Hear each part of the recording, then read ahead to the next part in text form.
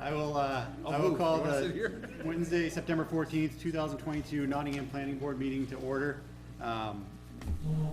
First item on, of business would be, if you're here, if you haven't, just please sign in on the sign-in sheet at the back of the room there near the door. We use that for, that count in the minutes for attendance. I'll go around the room and have members introduce themselves, please, starting with Mr. Davies. Robert Davies, alternate. John Moran. Gary Anderson. Edward Veal. Susan Mooney. Cherry Sandler. Charlene Anderson. Blair Haney, SRPC. And Mr. Davies will be seated and voting for Mr. McKinnon tonight. We have a number of items on the agenda tonight. I'm gonna take them slightly out of order. We've had a few cases that the applicant's representatives have submitted requests to continue to a further date. So we'll address those first, that if anybody's here for those meetings, we don't take up any more of your time, although you are welcome to stay for everything. So the first one is case number 22-009-SUB, application from Robin Camo requesting a two-lot subdivision, property located at 176 Stevens Hill Road in Nottingham, identifies tax map 49, lot 4. Stevens Hill Road is a designated scenic road, and we've received a request from the applicant to continue the case to the September 28th, 2022 meeting.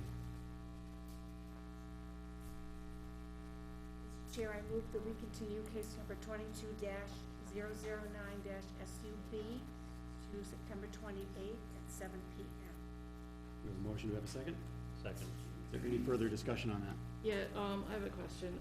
Was there any reasoning given, this is like probably, I don't know, the fourth, fifth time of a continuation? And we haven't received any reasoning why? Yeah, Blair or, Mr. Lemieux. No, Smoke Street? no. Yeah. No, I'm sorry. Stevens That's Hill. not the one we're on. We're on Stevens Hill. Oh, we're on two lots Stevens of it. Hill. Yeah, I took them out of order. I'm sorry, you took it out of order. Charlie was to withdraw. Yeah, okay. Withdraw. Withdraw that question, okay. Yes, All right. sorry about So that. we have a motion to continue the 28th at 7 p.m. and we had a second. Is there any further discussion on that? Seeing none, all in favor, please say aye. Aye. All opposed, motion carries 7-0. Next one we'll take is case number 22-011-SUB, application from Jones Beach Engineering on behalf of Jim Rosborough, requesting an 11-lot subdivision, property located on Moores Road, Nottingham, New Hampshire, identified as tax map 72, lot 13-1. This applicant has also requested the case to be continued until the September 28th, 2022 meeting. Chairman, I move to continue case 22-011-SUB to September 28th, 7 p.m. A second. Motion, Mr. Anderson, a second by Ms. Mooney. Any further discussion on that? Seeing none, all in favor, please say aye. Aye. All opposed? Motion carries 7-0. So what that means for anybody that was here, obviously, no new notices go back out for that by mail. It's just, follow the agenda online, and if we get a request, we try to update it as we can. Thank you. Thank you.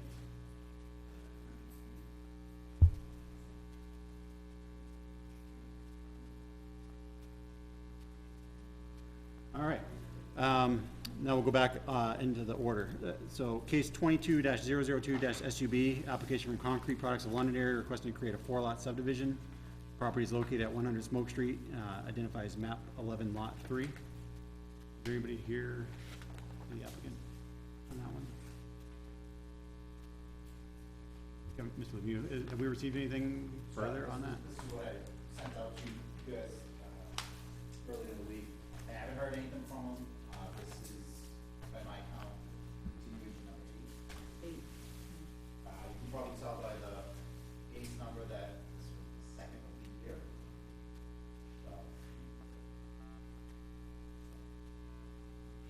I'm not. So and if I remember correctly, where we kind of stood was the board had requested some additional information or some revisions to the plans. To date, we haven't received. Mr. Haney, you can correct me if I'm wrong at this point, at this juncture. Imagine the board is at probably have two options. One would be application, to continue to another date time certain, and have communication sent to the applicant, to try to, you know, see what their opinion is, on this, if they plan on moving forward or withdrawing. I don't know. We haven't had a case where the applicant just, doesn't respond. Stops communicating, yeah. Yeah, I mean, I think at this point, you know, what I've seen people do in the past, it's sort of the kind, courteous way is to continue, but with the condition that you need to see something from them by the next deadline submittal, whatever your next deadline submittal would be for a continued item, right? So, and something of substance too, so. Have we done that already? I thought we kind of Yeah, had I thought that we did that. communication previously.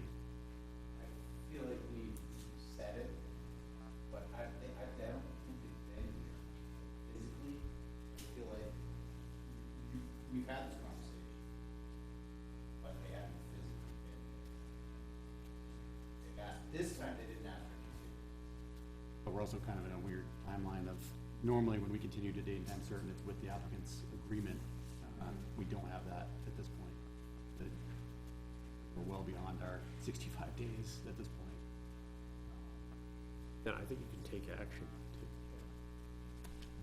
Sorry. Would we send a communication that if we don't hear from them by the next meeting, that we will take action? We have a few options. That's one, is to, again, with that language being communicated, again, like it's about is, since we're so far beyond the clock and some of the new laws have gone into effect as of August 23rd, are we beyond our window of action without an applicant being here? They haven't requested anything, correct? But it has to be a mutual agreement. Oh, let's make sure it's that. You're not here for the 22002, are you, Smoke Street? Okay, all right, thank you. So we can do that, we can make a motion to approve, we can make a motion to deny, deny without prejudice, I would think, which would basically allow them to resubmit the plan.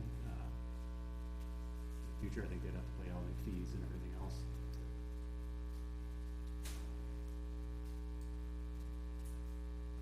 This is a public hearing, so I think I'm gonna review it. Is there anybody here that was here to speak towards this case in the public, or the butter, or? I'll close the public hearing on that. So yeah, looking for input from the board, and I guess since we haven't had a request to continue, my leaning is that we take final action on it. Right?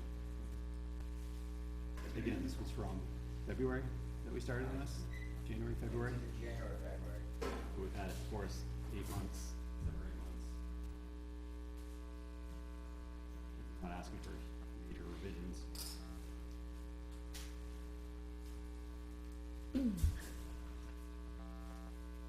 Chairman, I'd move to,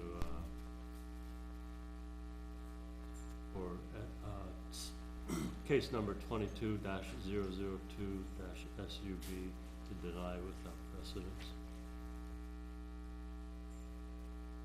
We have a motion, is there a second? Second, There's a motion by Mr. Anderson, second by Ms. Anderson.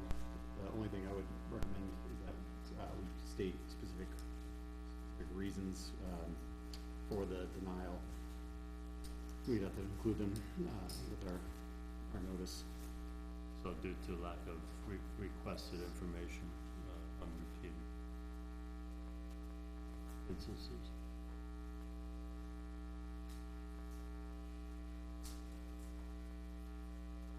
I want to state maybe a couple of facts, like,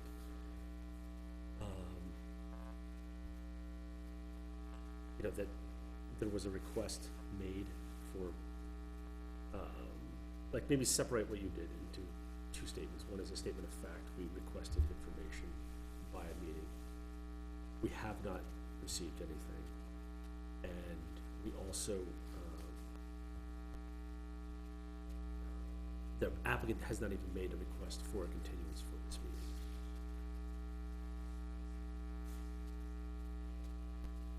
So with lack of requests for continuance. Yeah. Add that in there. Is there any further, discussion on that? Seeing none, all those in favor, please say aye. Aye. All opposed, the motion carries 7-0. Here's Lemieux, if you can just, I guess that'll go on the notice to the applicant. Try to interrupt. Yep. Someone has flashes on.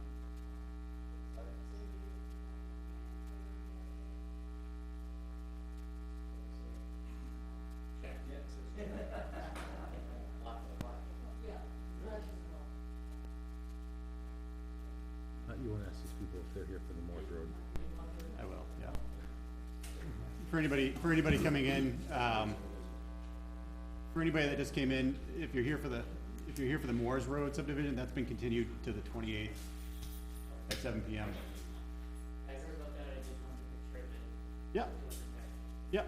And then the other one that was continued was the 2-lot subdivision on Stevens Hill Road.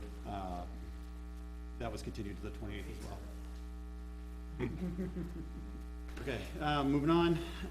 Case number 22-013-SUB, application from Doucette Survey on behalf of Mark and Lori Pitkin requesting a 4-lot subdivision, property located at 145 Guile Road, Nottingham, New Hampshire, identified as tax map 40, lot 14. Is there anybody here for that one? So come on up and identify yourself if you don't mind, and My name's Jack Kaiser from Doucette Survey. Where's the best place to set this? probably, usually in front of that.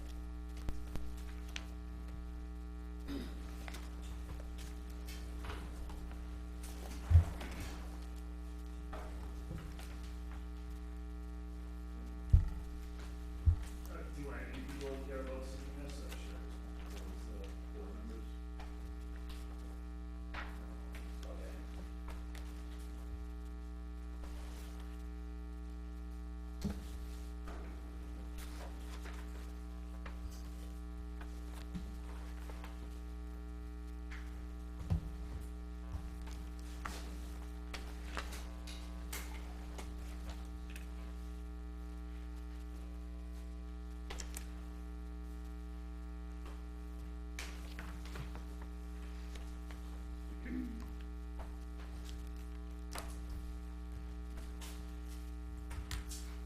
Yeah, if you can go ahead, and just if you can give us a quick, so first thing we'll do is obviously, act on application completeness. So if you can just give us a, overview of the project, summary, and then we will, go from there. Absolutely. As I said, I'm Jack Kaiser from Doucette Survey, and I'm here on behalf of my clients, Mark Pitkin and Lorianne Trossel Pitkin. Mr. Pitkin is also here in attendance, and if it is okay with the board, if there's any questions that I might not have the answer to, or that he's more familiar with, if he speaks up, if that would be okay? Yeah, we just ask that he come to join you at the table so that we can, Okay. the acoustics in here in the recording are pretty tough. Yep. So, we are proposing a 4-lot subdivision on 145 Guile Road, tax map 40, lot 14.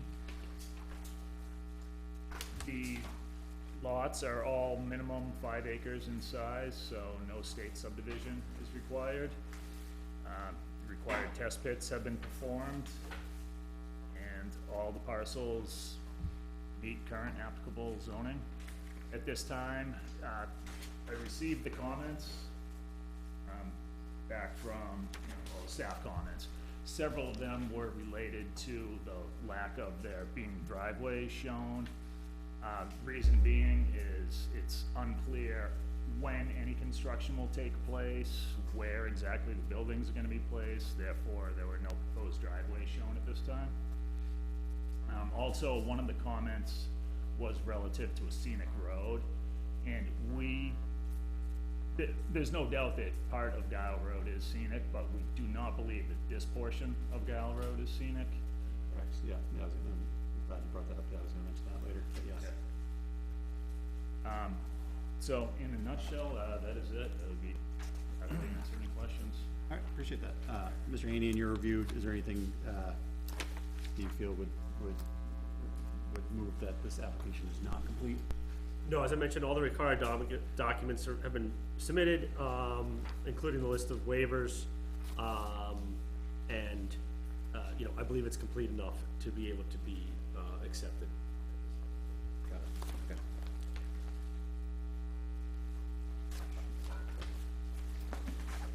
Right, bring it back to the board for discussing just simply on the, regarding the completeness of the application. No discussion, a motion would be in order.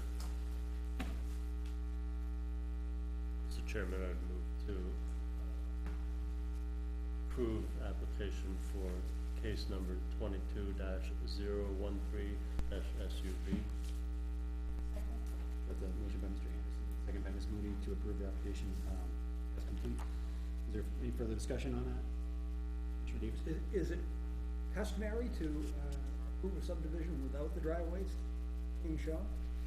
That's, I don't ever remember doing that before. So right now, we're just approving accepting the application is complete, Yeah, but that's what I mean, is this complete without having the driveways on?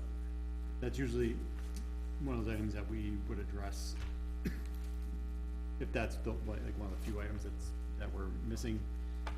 It is up to the board. That potentially, if technically anything on the checklist, if it's not shown,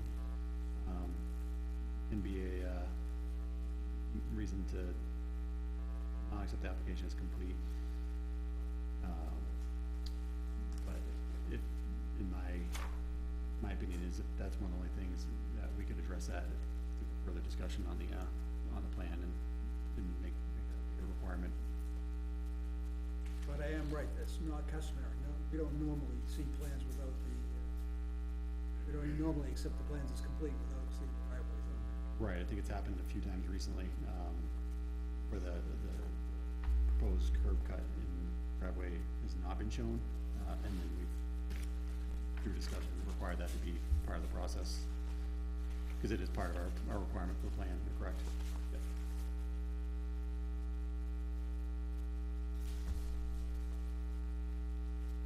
So is there any further discussion on that? All those in favor, please say aye.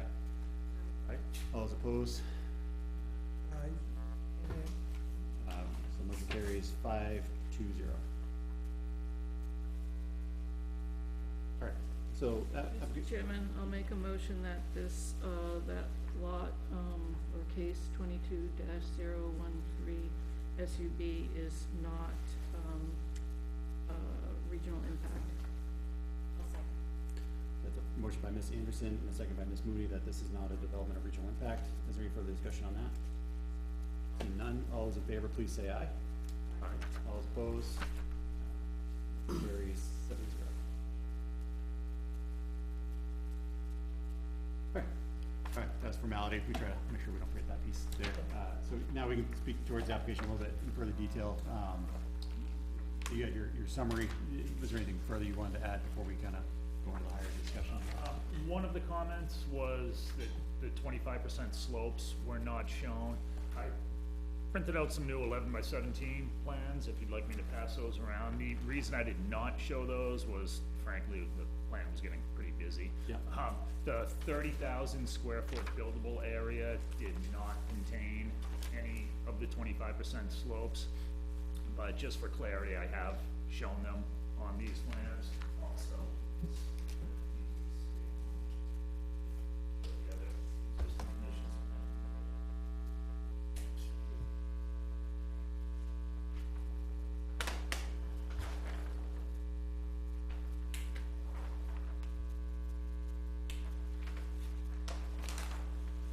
So those are the heavy black areas. Over 25% slope, so those do not impact the buildable areas at all. Okay, so yeah, I can see like your lines kind of on proposal lot 14-2 kind of jagged around that. Okay, that matches up with that. Thank you. Yep.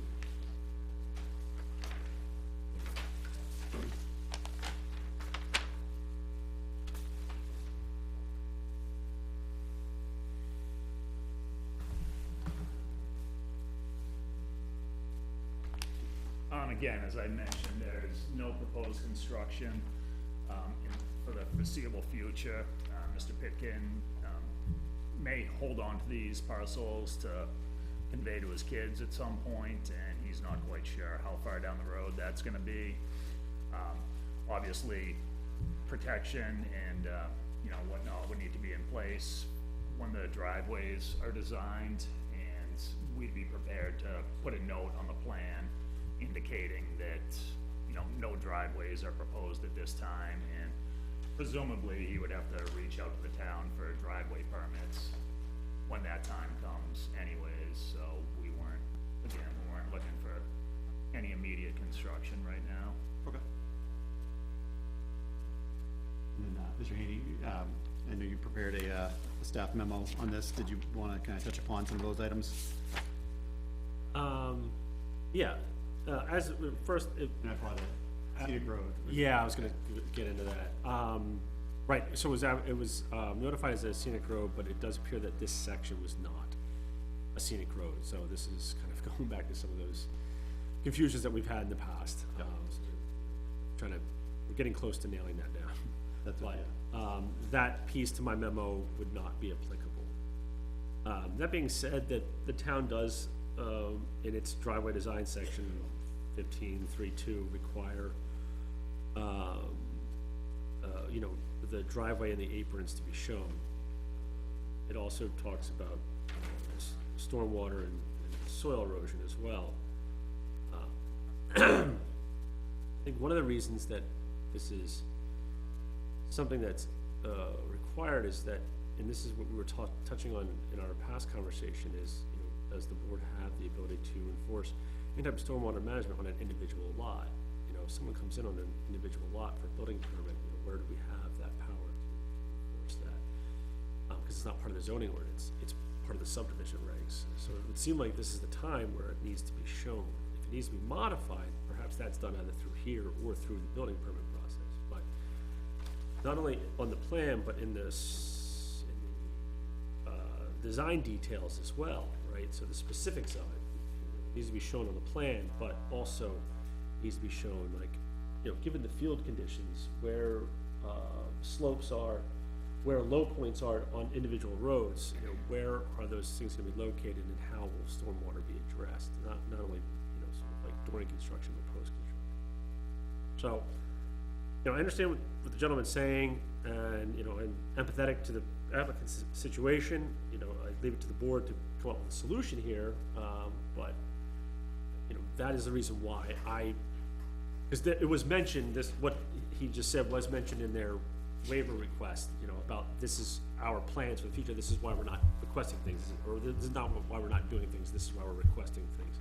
So I wasn't oblivious to it, but, you know, as I said, I'm empathetic to it, but I do feel the need to point that out. It seems like to me that was the reasoning for it in the regulations.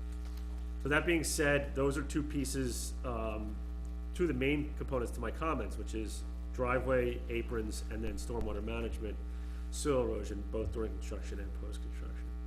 I point out also that underground utilities are supposed to be shown where they would go.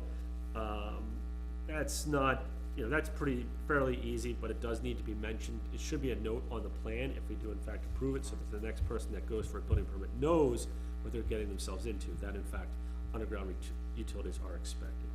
So at the very least, that would be a recommendation. And then finally, and this goes back to, I should have mentioned this a minute ago, this goes back to the driveway design. Depending upon if they disturb stone walls or trees, oh right, this is not a scenic road, sorry. If they do impact, wetlands, then they will need to, or the resource area, or the buffers to the resource areas, then they'll need to go to Conservation Commission. Because there is a stone wall across the front, but since this is not a scenic road, I guess that's not in play. Unless there's some other regulation that I'm not familiar with. That last half of that comment would apply for impacts to wetlands. Thank you. So bring it back to the board for discussion.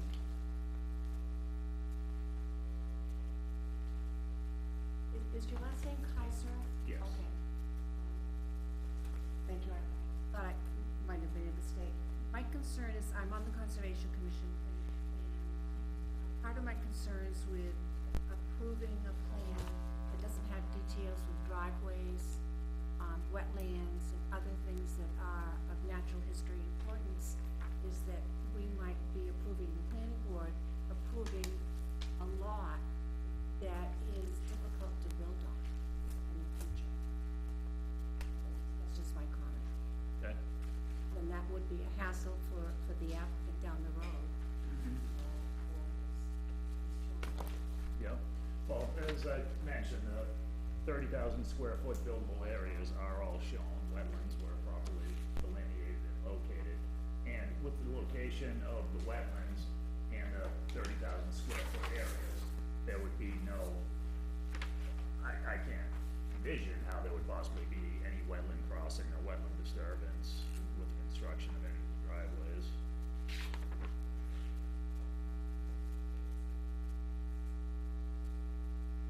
I would just add to that, you know, in driveway placement, one of the things is a combination of, you know, site view and also wetlands. Also, I think the utilities, as mentioned, can kind of come into play with that driveway location, so I think, again, driveways really pertinent. Yeah, we generally require, it's part of our subdivision that the proposed driveway be shown. That's because then the road agent and building inspector both take a look at it, generally, and sometimes the police and fire. For things like sightline and, often like the road agent will include verbiage for culverts and things like that, or additional ditching may be needed. So we do, that generally is a pretty strict requirement on our plans that proposed lots have to show the curb cut and the proposed driveway. And that's generally where they're anticipated to go, like if they're ever built out. That's based on the plan, they get moved, they would have to then come back before us. Now, typically, where, you know, for instance, this lot has a pretty deep buildable area, how far does the board normally like to see the potential driveways shown? You know, I don't wanna show a 200-foot long driveway there if it only ends up needing to be 50, 60 feet. Yeah, generally, I believe, into the contiguous area, and then kinda, a lot of times applicants will plot, you know, where they would kind of anticipate a house going, into that contiguous area and show the driveway kind of going into that, but you're correct, you know, yes, if the contiguous area technically goes all the way back to the back area. Unless that's proposed to be where the building's gonna go, usually we see the driveway go that far back, it's okay.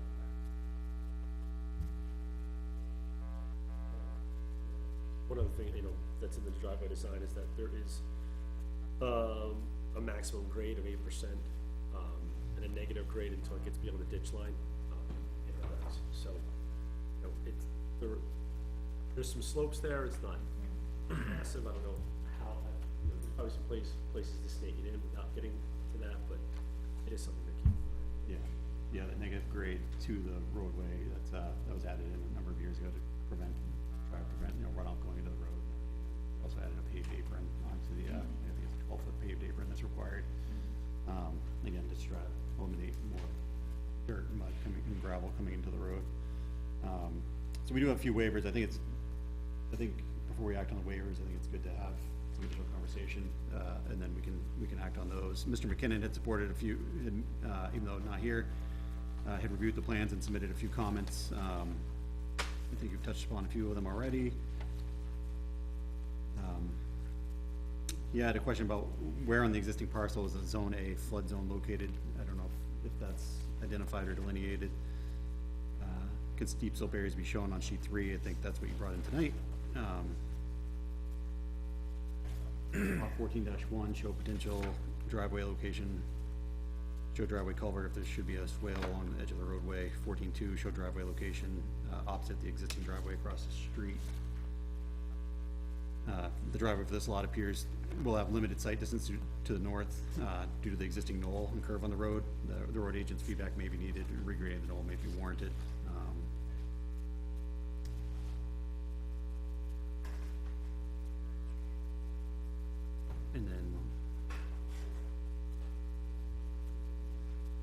lot 14-3 show driveway location on an existing driveway across the street.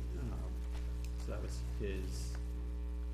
For my comments, I had a few. So on the town historic resources or historic homes and cemeteries maps, it appears as the Guile Cemetery is located on proposed lot 14-1. I don't know, some of those in town, some are just field stones. It's not identified down here anywhere.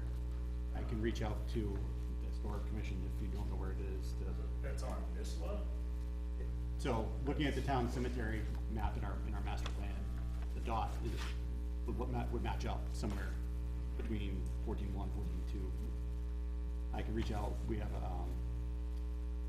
a historic commission, there's a couple of members there that generally know these types of cemeteries pretty well.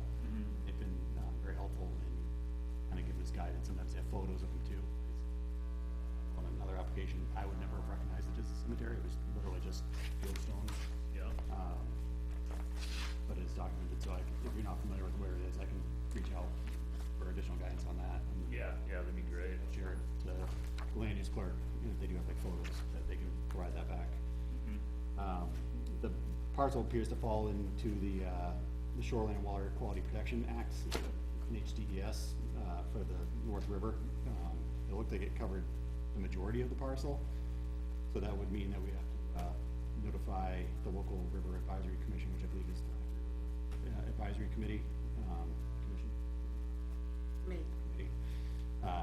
For review and comment on that. And then there might be some steps with DES to follow for that. It is, Good. Yeah, I wouldn't think, I mean, because it's well outside the, required dimensions for any of the DES buffers. yeah, I only looked at the online interactive map that shows the corridor. Yeah. So it showed the majority of this parcel with that. And then there's a intermittent stream shown on a number of maps, that looks like it'd be between 14-3 and current proposed lot 14. So we'd have to have that shown clearly where that is, and then we have, some additional buffers in our stream protection ordinance, for intermittent and first order streams.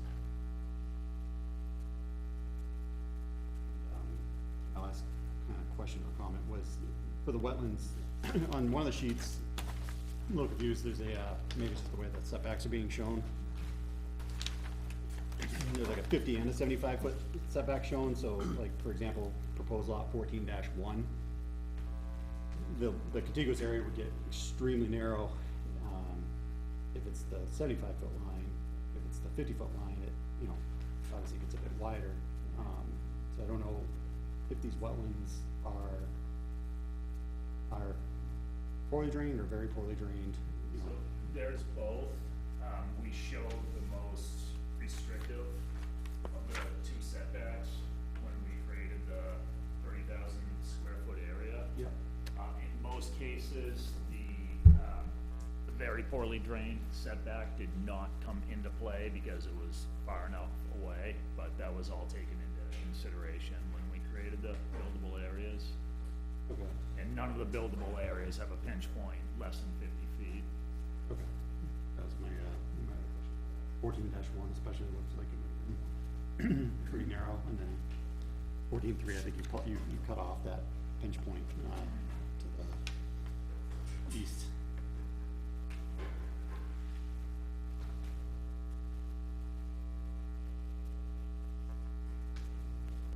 Those are kind of my overarching, there's a lot of wetlands on here. Knowing which are poorly and which are very poorly would be kind of helpful.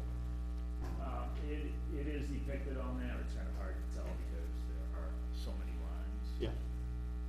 He does have, because I went through that too, tracing these out. I do see different hashings on there, for that. It just takes some patience to follow. It gets difficult, there's only so many certain line types we can use. Oh, sure. I get that. And I see the soil classifications are on here, like 45B, 547A. It's just there's not like a legend that explains which those are.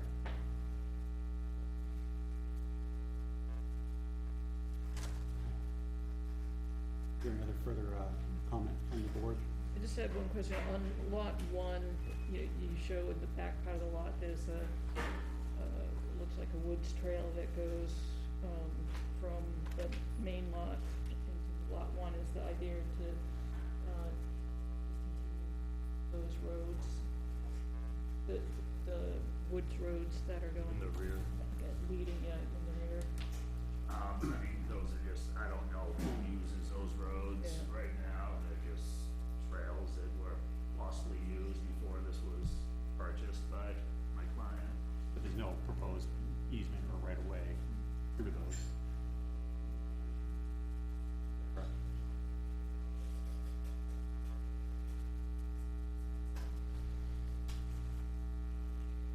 Is the cemetery located between lot, 2 and 3? How close is it to 2 and opposed to 3? Do we know?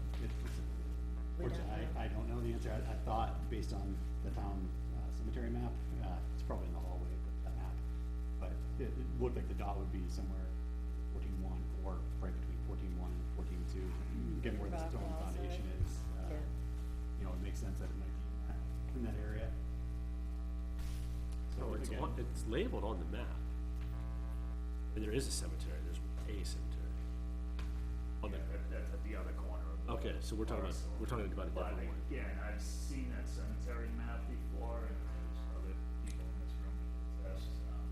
We've searched very thoroughly Yeah. for evidence of cemeteries that Yep. showed up on a map and found no evidence of it. Ended up indicating it on the plan and mentioned that, you know, all applicable setbacks should be in place yeah. from the area that it was believed to be, but that was about as far as it went. Yeah, I'll reach out, again, I'll reach out for the historical society or the, maybe the people just be on it at least that, passing and very knowledgeable. You can provided photos to me of like, another one, cause again, some of these I wouldn't recognize, where they were, what they are, and sometimes the map is not correct, you know, they said they could be parcel over, or maybe the other one, it's supposed to be the Guile Cemetery. So I'll get clarification on that. Make sure it gets some just review and something that's shared, you know, ahead of time, or if there's actually items there that are helpful, I'll make sure that gets to you. Okay, thank you. There is a map, Yeah, but it just shows like a dot. Yeah, yeah. So I'll follow up on that. Mr. Kaiser, I wonder if you could tell us, I'm not a soils person, but I see on your second, page of the plans that you have delineated where different soil types are by NRCS. Can you walk us through what these different soils are and what they might indicate, which is, 44B and 547A? I did not make a list of what the different types were. Are they I just- upland soils, or are they wetland soils? or- Which, I mean, Till? we showed the Till? limits of the wetlands, so all I can assume is that these are, you know, and these aren't on any of the, there's no proposed building going on here. Correct. Just that they are constructing a house, but, all I can assume is that, you know, these are, you know, if they're showing a wetland, then they're wetland soils. If they're in an upland that was, you know, classified as an upland by the soils, just upland soils. I don't know the exact classification of them though, you know, if, I might look them up then. okay.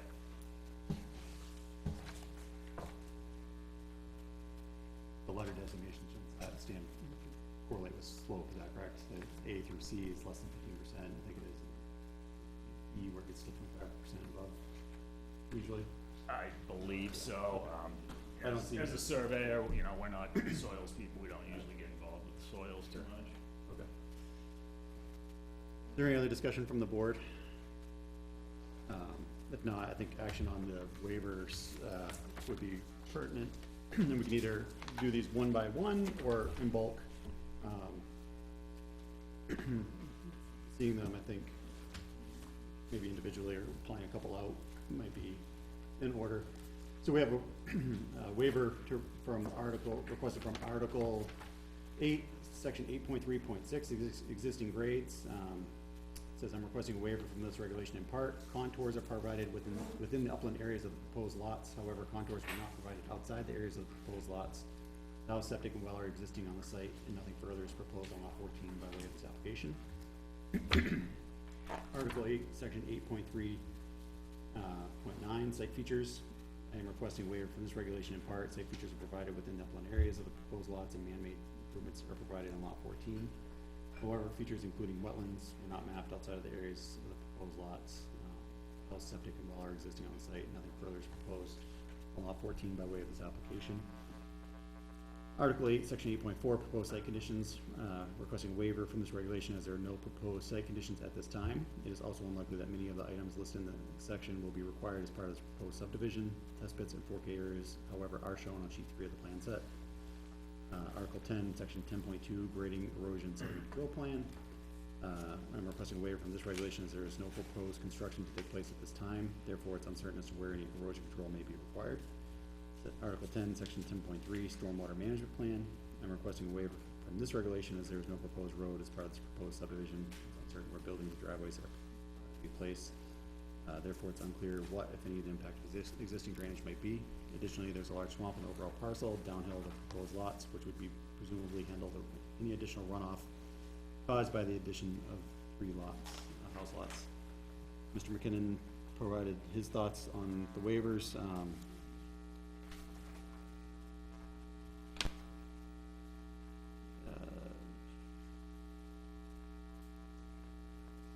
The first one, existing grades, he felt was reasonable. Topography, same thing. Proposed site conditions, he wasn't sure that the waiver was even needed. Grading and drainage, he felt could be handled in another way, potentially, adding a plan note specifying that lot clearing shall not exceed the 30K on each lot. He didn't feel a stormwater management plan would be needed.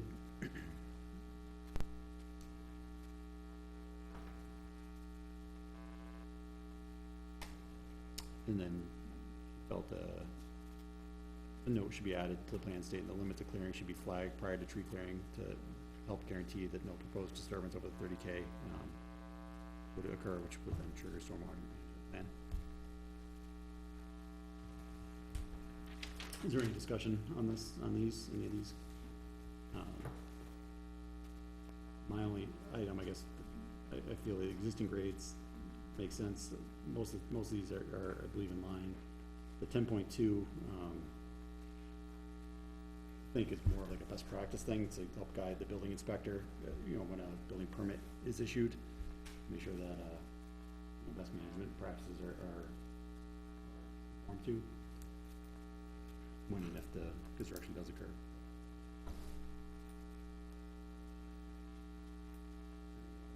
Further discussion on any of these? Not, motion either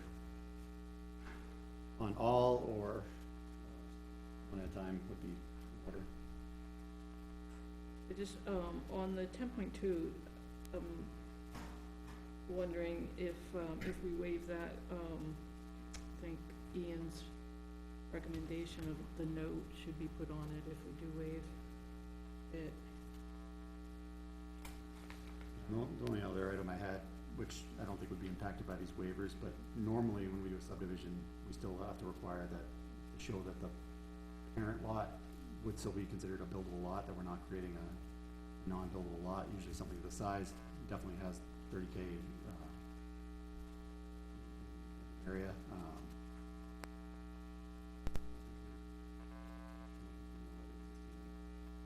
Well, is on that lot either. I would probably want to see. Yeah, it is. Oh, I see it. Yep, I got it. Go back up. Building envelope, yep. So normally, yeah, so normally even on a parcel this large, we still require that somehow that shows that we're not creating a non-conforming lot by subdividing it off.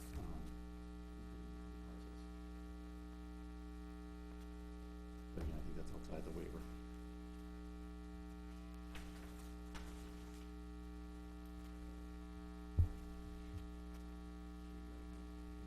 Do we wanna take them one at a time? What's in, or all together?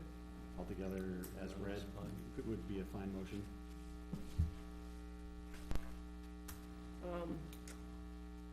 Mr. Chairman, I'll make a motion that we accept, the waivers as read.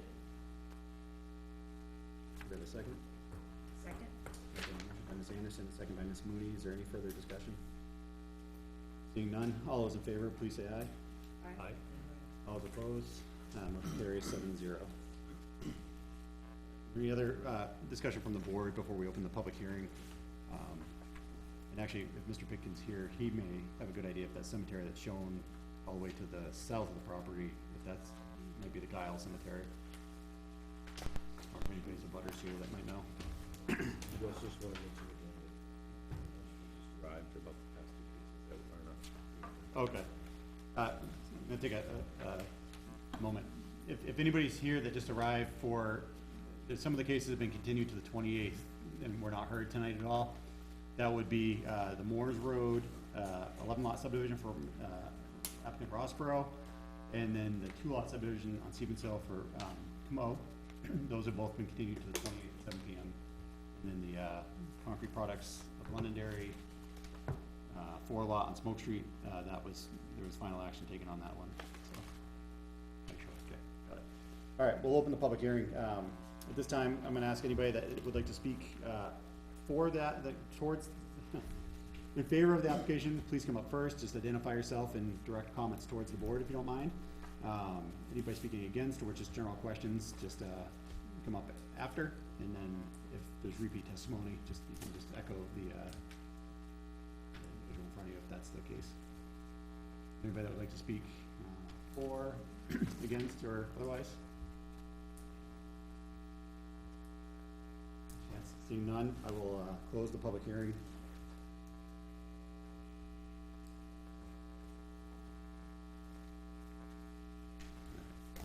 Is there any other further discussion from the board? I'm just wondering, do we wanna just review what we've asked the applicant to? Yeah, so bullet items, I guess, for me, for me is just to clearly delineate which wetlands are very poorly drained versus poorly drained.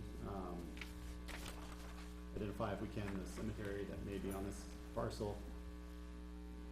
Show and, show the intermittent stream that appears to be on this parcel in the appropriate buffer and setbacks. We'll have to send a request to Every River Advisory Committee for a request on the, regarding the Shoreline Water Quality Protection Act, because the back of parcel follows the North River. The underground utilities? Underground utilities, driveways, curb cuts, would have to be shown. So a lot of times we'll ask if those get kind of staked out if, on the road too, that way, it makes it easier for the road police fire to do a drive-by and kind of really get an idea of what it is, this is what we'd like to see, probably better comments. Now, in terms of the underground utilities, can that be covered in a note on the plan that, you know, proposed utilities, houses shall be constructed underground? Yep, that's usually how it's done, as a plan note. Yep. Mr. Chairman, the only other thing that we haven't talked about was the fire chief's, recommendations. Yeah, the fire chief had submitted, comment, I don't know if you've received a copy of this yet, but it was, he had 2 requests, comments, I'm sorry, are provided, that they recommend a 30,000 gallon cistern be installed on Gow Road at the boundary of, lot 4-2 and 4-3, I'm assuming it's 14-2 and 14-3. Exact location subject to review and approval of fire chief. cistern shall be installed, tested, and approved by the fire chief prior to issuing any occupancy permits for the subdivision. Or in lieu of installation of cistern, they recommend fire protection of all residences be provided by sprinkler systems that at minimum meet the requirements of NFPA 13-D.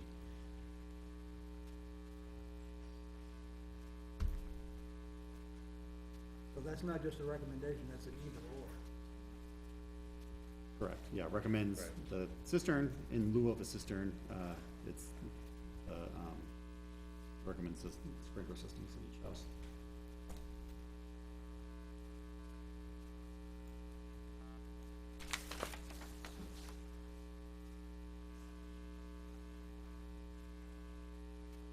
And then the flood zone, sorry, show where the flood zone may be, fall within this parcel. The flood zone line is shown, it's at the. Oh, yeah, I got it, yep. Yeah. All the way to the western corner. Yep. That's pretty far outside the flood zone.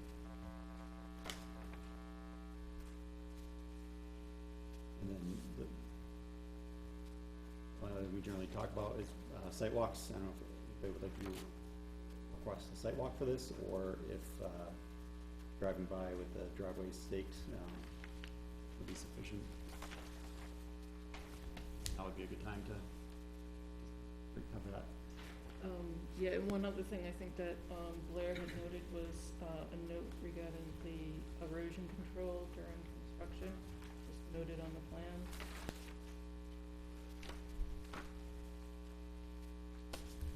And show 30K area, on proposed lot 14, show that the house, still meets that.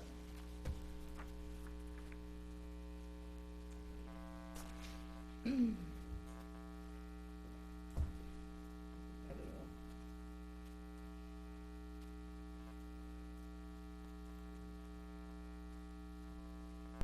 Because a lot of, based on the wetlands and everything else, personally, I'm fine with, these are all frontage lots, this stage, unless something else comes up, doing a, not holding a site walk, but later, or,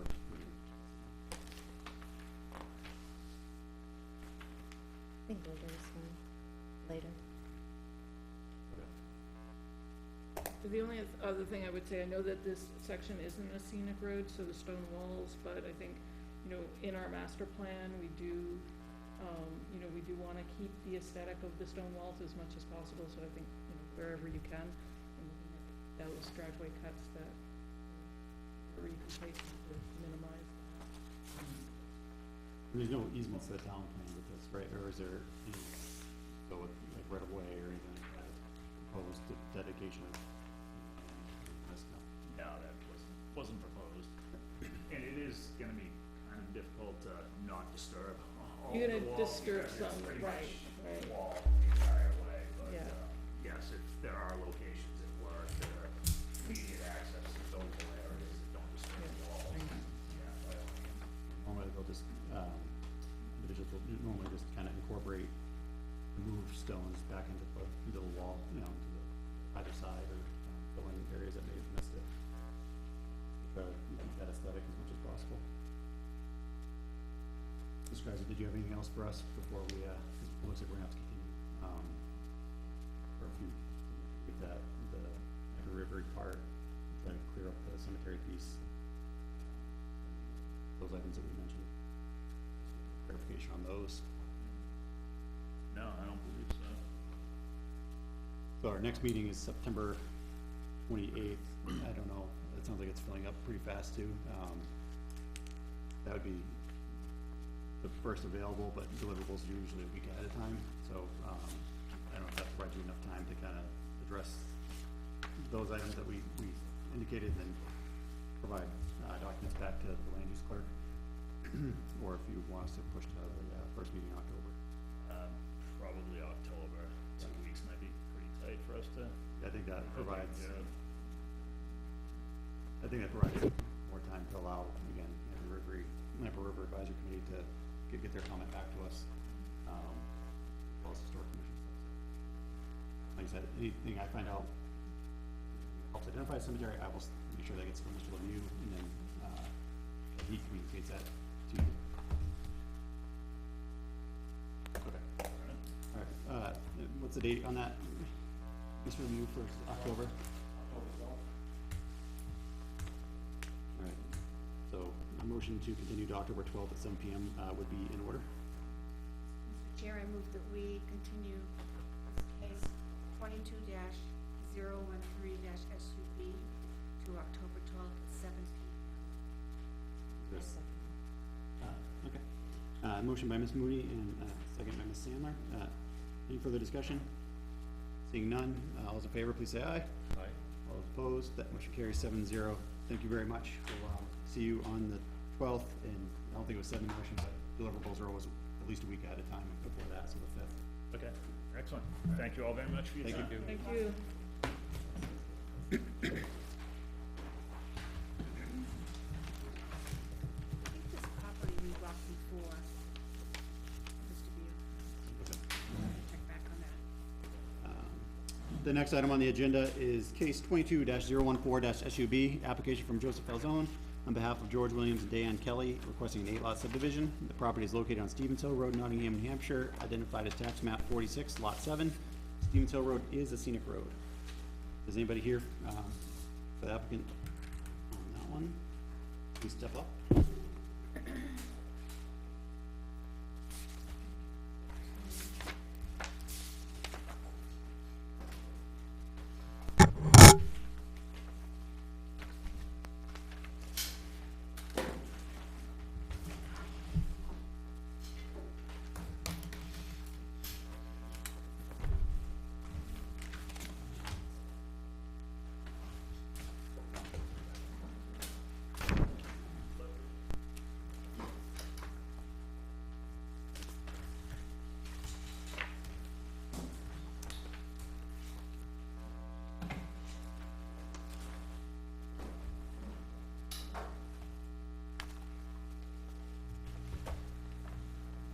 Good evening.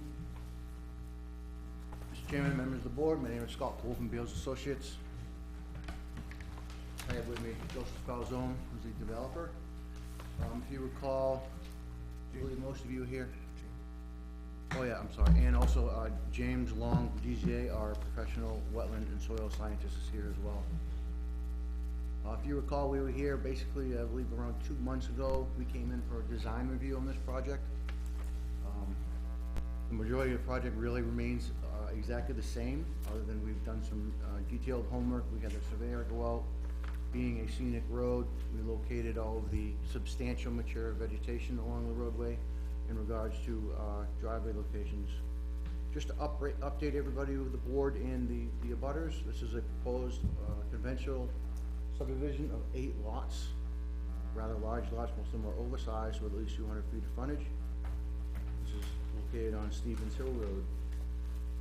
To the rear of the property is the Green River, and the olive cover is the wetlands on site. We have 2 differentiations of the green. We have done that. Basically, there is a line stricken across the property in between the dark green and the light green. That is a proposed conservation easement. Right now, the thought is that we have given conservation easement the coverage to the Conservation Commission. The lighter green up front would be what we would call the developable area of the lots, and the front darker green area would be a 100-foot no-build setback that Joe has been gracious enough to apply to the lots to keep that in the natural culture of the road. So that'll be a wooded 100-foot buffer other than driveway locations. One of the things I found out recently is Joe was actually approached by the abutter to the east, Mr. Daniel. He is very interested in lot 8. He would like to purchase that lot, and he also requested a little more frontage on the river so he could actually protect that himself. We have provided that, so he has stated that he may or may not develop that far in the future. He's just buying that now, basically for his protection. So that's a slight change as to, it is an 8-lot subdivision, but we are looking at actual 7 proposed homes at this time. We have the same driveway locations, I believe, as we spoke of last time. In order to do that, there are two minor wetland impacts. There's a very small one, next to, I believe it's in between lots, 4 and 5. That would be for a common drive, and then there's another one for lot 7. As I said, Doucette has done some specific topo in those areas for the driveway locations. We understand being a scenic road, a site walk is required. We would like to actually ask the board procedurally if we would schedule the site walk with the planning board and invite Concom, or if it's vice versa. I'm actually not sure on that criteria. So if the applicant, which we believe the application is complete, hopefully it's accepted, we would like to request a site walk and get that actually started so we can address any concerns in the past. Other than that, the plan is pretty much the same as it was, and I'll try to answer any questions. Thank you. Mr. Haney, in your, you had a chance to review the application, you provided comments, we'll get to those. And then I know there's a couple of items that were missing that were submitted since this, the checklist and, the right to enter. So we have those now. Your opinion, do we have what we need for, to accept as complete? Yeah, the two missing items, the application checklist being the big one, and then of course the authorization to enter the property. Were both submitted, this morning, so we now have everything. And, as stated in my memo, based on the phone conversation with the applicant, there are no requested waivers, so that's not something that's missing, it's just not asking for it. So, yes, it would appear that everything is available for the board to accept it. And I failed to do this at the last case, and I apologize for that, anybody that's here. So the order that we have to take as a planning board is, first, we do the narrative on the case, then we have to act on just application completeness before we can get into the higher level discussion with the applicant, and as a board to prepare the plan itself, so. Anybody like to make a motion regarding, application completeness? Mr. Chairman, I move to accept the application for case 22-014-SUB. Do we have a second? Second. That's a motion by Mr. Anderson and a second by Mr. Davies. Any further discussion? Seeing none, all those in favor, please say aye. Aye. All those opposed, motion carries 7-0. All right, now we get into the high level discussion, or if anybody would like to tackle the next item, which is usually development of regional impact. Yeah, Get that out of the way too. Mr. Chairman, I make a motion that, case 22-014-SUV is not development of regional impact. Second? Motion by Ms. Anderson and a second by Ms. Mooney. Any further discussion on that? Seeing none, all those in favor, please say aye. Aye. All opposed, motion carries 7-0 as well.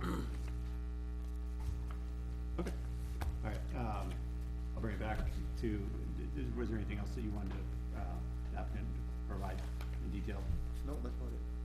And to answer your question regarding site walks, that's the way we've done it, recently, is if we schedule a site walk, we generally invite Conservation Commission as well, try to get all parties that might be interested in, that way, everybody's time and your time and applicant's time and butters, consolidate as much as possible. Mr. Haney, would you like to, go into your review? Sure, yeah. I do make note, so, back on the completeness side, I do make note that there is, just a general statement of a limit of LiDAR data. Unclear as to what that means. Perhaps it means that the contour lines or the intervals are less, or not provided. What that means is, there's basically there's a differentiation in the actual contour survey. So the front half of the job where it's actually being developed is surveyed by a surveyor. Okay. Beyond that, which is all on the conservation easement, is, they call it LiDAR topo, which is actually, public information that you can download at two-foot intervals. Okay. So it wasn't actually picked up by a human as far as survey, but it's available data. All right, so that, just a little clarity on what that line was, because it was a significant portion of the property. All right, and then that intermingles with the next one, that they are showing a conservation easement. The gentleman did mention that they were suggesting it would perhaps be granted to, you know, the Conservation Commission. Regardless, that language should be reviewed by the town, you know, of whatever ownership, maintenance, access, whatever activities are allowed back there, things like that. So, that is something to consider. They do show steep slopes. It's a loose notation. It just says steep slopes typical. Again, I presume that means greater than 25%. Similar comment as the last time, you know, can the applicant confirm, verify that 30,000 square foot lot areas do not include steep slopes, or do they? You know, either way you wanna answer that question, but just confirm that, you know, steep slopes are outside of the lot envelopes, that you do have 30,000 square feet of fit for building. I do mention that, the applicant will need to seek the Conservation Commission for scenic roads if they're serving stone walls or trees, and for wetlands if they're impacting the resource areas. Same thing, there are no construction, I don't see construction details for the driveways or the aprons. There is construction details though for, some of the soil, and erosion controls, during construction, like temporary, measures. There may have been a drainage, detail, for underneath the driveway, but I definitely saw for soil control. So at the very least, driveways and aprons. Finally, underground utilities, as said in the previous one, I'm fine, but the board will have to make that decision. It sounded like you were fine on the last one, that it should be a note on the plan, the final plan that is signed, so that's available to any prospective person that might buy a lot and should build on it. That was it.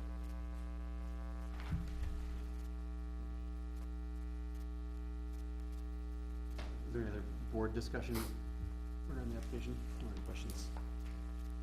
I'd like to relate that, Mr. Valsoni's representative came and spoke with the Conservation Commission, at a recent meeting, and, the fellow was looking for guidance on how best to approach the conservation, impact of this subdivision. And he asked if the commission would be willing to come out and look at the trees along the frontage to see which ones should be saved and which ones could be used for driveway access.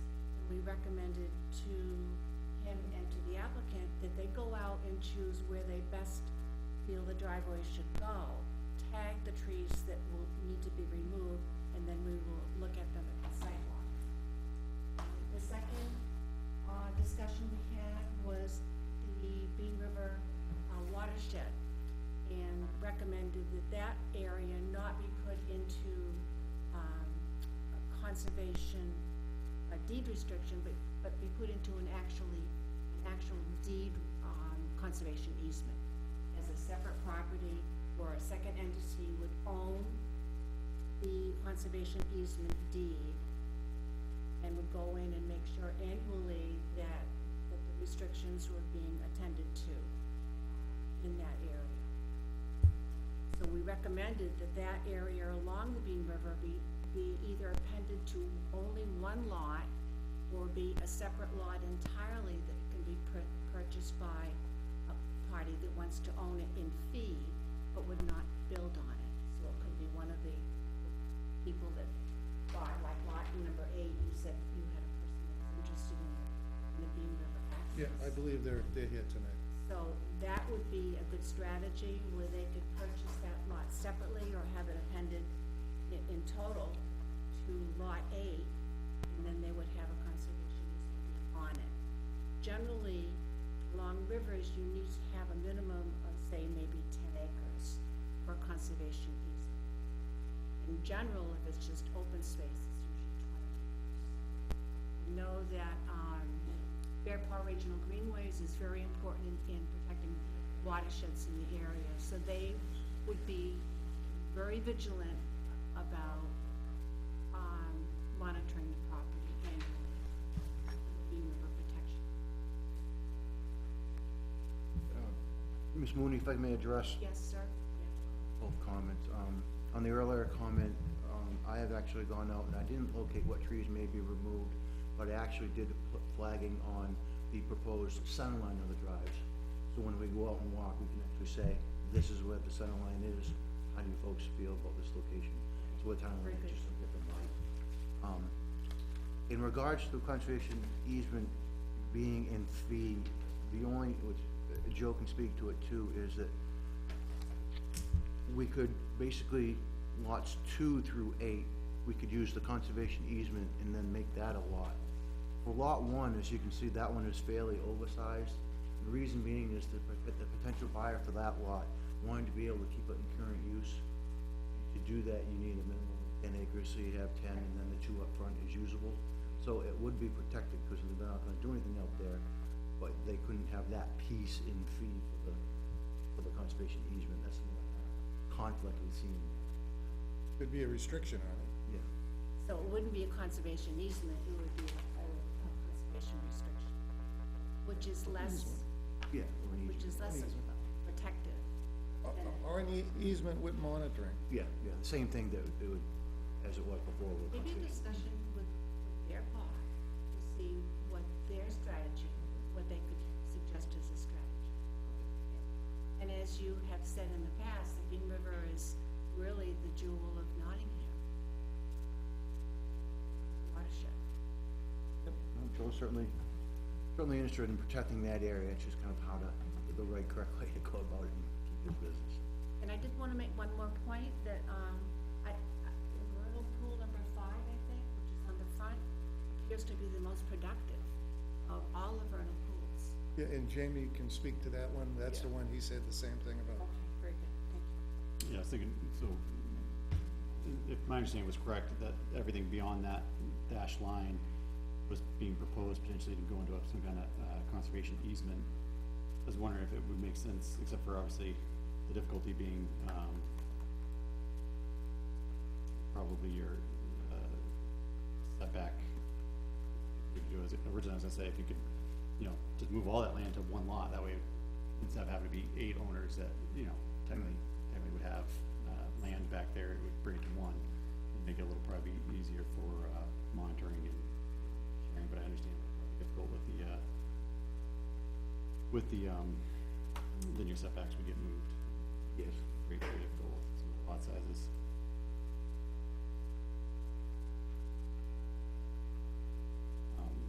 I'm gonna read, Mr. McKinnon had provided some comments, he couldn't be here tonight. One is pretty standard, show iron pins along proposed lot lines at no more than 300 feet spacing between monuments. That's for really long, lot lines. And then if there is a conservation easement, this will be later on, prior discussion, each proposed lot should be marked with either iron pins at 75 to 100 foot spacing with placards on nearby trees or metal stakes and placards attached at 50 foot spacing. So that's clear to landowners, where these limits are. You had a question as to what the existing width of the right of way along the frontage is, and if there's gonna be a need to provide easements on the proposed lots to provide proper right of way width to the town. I'm gonna just read through them if it's okay, and if you need me to repeat anyone, please just tell me. And who's those, I'm sorry? Oh, what's that? Whose comments are those? These are from Mr. McKinnon, he's a vice chair of the planning board. Oh, okay. And he just couldn't be here tonight, he reviewed the plans and provided a comment. Had a request if steep slopes can be shown on the plans, varying the buildable area on lot 3 and 4, lot 4 calls out more buildable area than lot 3. He had a question if that's because steep slopes on 3 cut off the buildable area. And just general statement that if some kind of hatching would be helpful to see what is counted as buildable for all the lots. Which lot was that? That was a question proposed lot 3 and 4, but specifically lot 3.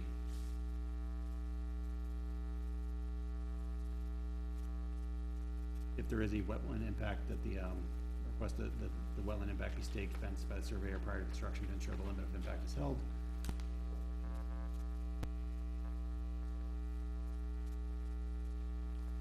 Regarding lot 7,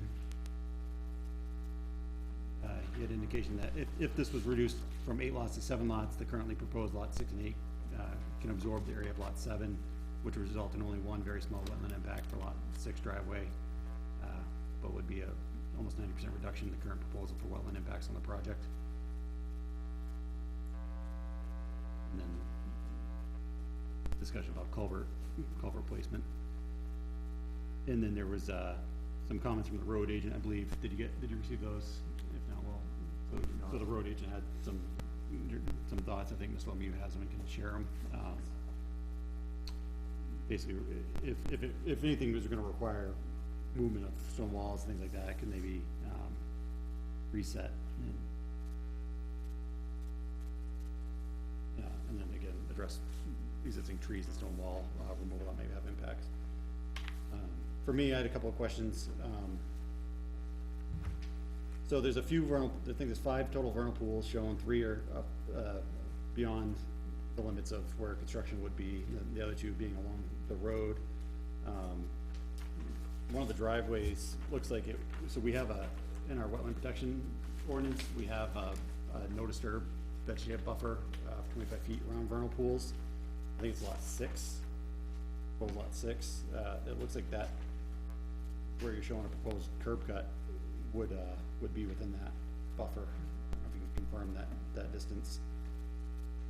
And that's, so if that is disturbed, that's not subject to a, conditional use permit, that's not available for a conditional use permit. And then the steep slopes, there's a few, it looks like proposed lot 1 towards the back, you have a finger of steep slope that comes in, and the back of it's steep slope. Just confirm that area kind of beyond and to the side of it isn't less than 50 feet in width. Same thing with, lot 3, it looks like the steep slope kind of goes diagonally through the top portion of the, what's showing is the buildable area. So it would cut off that triangle. So you just have to make sure that you still have 30,000 square feet there. Maybe the same with lot 4. No, I think lot 4 is fine, sorry, the buildable area's out back. Yeah, all the lots, it was questioned at the last hearing, all the lots have been verified that none of the buildable area contains 25%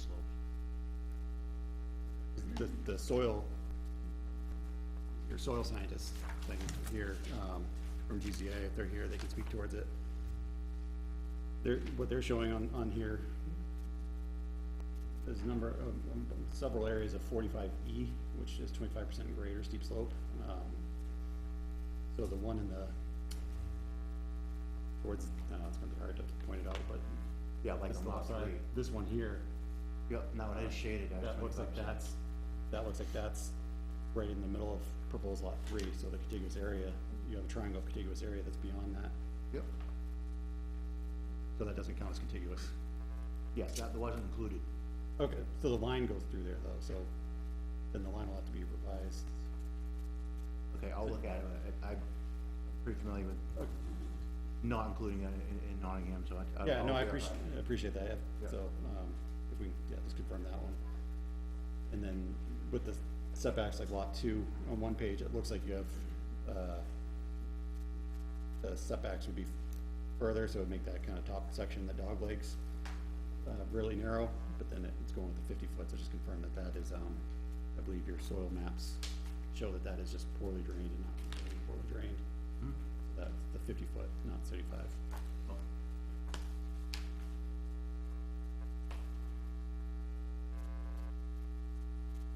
And then, so, I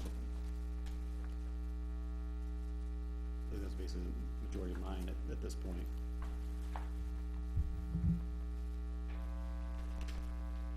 If there any other board discussion, not, I will, open the hearing, the public hearing portion of it to. I just had a quick Yep.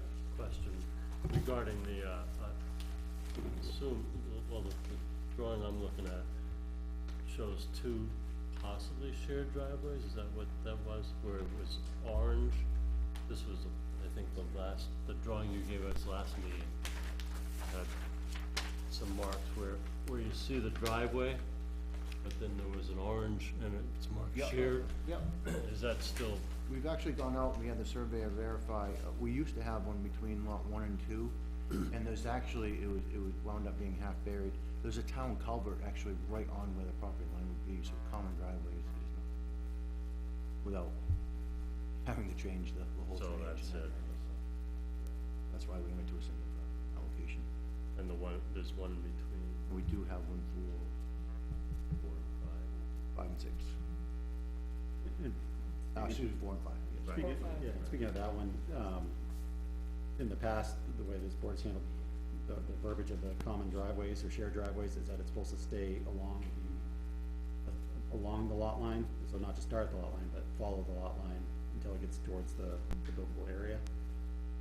So for that, to do that, in this case, you'd have wetland even, so I wanna see where those driveways are gonna go, and that would, we sent that to zoning before for a variance if it's not gonna follow the, if it's not gonna follow the common boundary. It can't follow the boundary if there's a wetland or obstruction. So you need a variance. So we don't have it in our current zoning to allow us to waive that, or, because it's a zoning versus, the subdivision regs. So the way we've treated that in the past is, to send applications for, ZBA relief. I have a question. And if it is proposed that it's gonna go up anywhere else, I would like to see kinda where it is, cause obviously you're gonna go through several other wetland buffers, and potentially hug steep slopes, depending on where on lot 4 it goes, so we'd have to see the grading plan for that, depending on where that's gonna end up. But the purpose of doing that is because we were asked by the abutters to try to do shared driveways. We can certainly do single driveways on those, and we won't be confronted with having to carry it along the lot line. And if that's the case, that's the case, but again, I'd like to see where they go, cause you're going right through wetland buffers in either case, and then proposed lot 4 apparently looks like it has steep slopes along the, western boundary, where those wetlands are. Mr. Chair, I have two questions or two comments. If we have a shared driveway, how far into the properties does it need to go before it can trigger off? Normally, in the past, I can only go by what we've seen in the past, is that it's shown it going up and then forks right where it's gonna go into the contiguous area. But there's Into no the buildable area. minimum length before it can fly out. Because in this case, between lots 4 and 5, there's a wetland right smack dab in the middle. And also, that shared driveway was recommended by Mark West to lessen the impact of the vernal.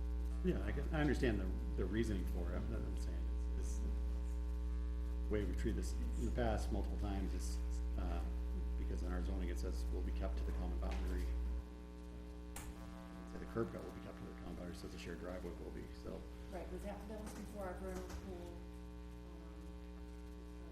zoning ordinance. It was, but we didn't account, our pool zoning ordinance, we didn't take into account, an exemption for it. And I don't think these 2, 4 and 5 aren't the ones that would have a, it's 5 and 6 that have the vernal pools, Correct. 4 and 5.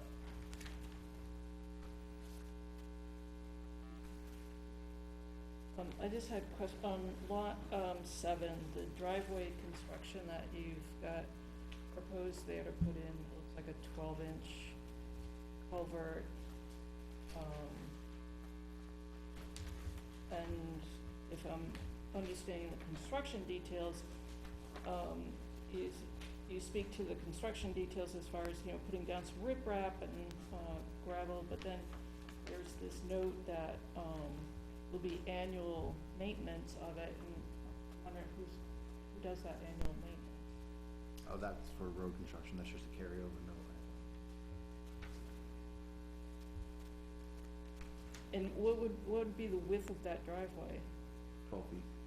Okay, so the 12 feet will be both the culvert and then the driveway itself would be 12 feet. Yeah. And about, what's the length of that, The going across that wetland? the culvert or the driveway? The driveway.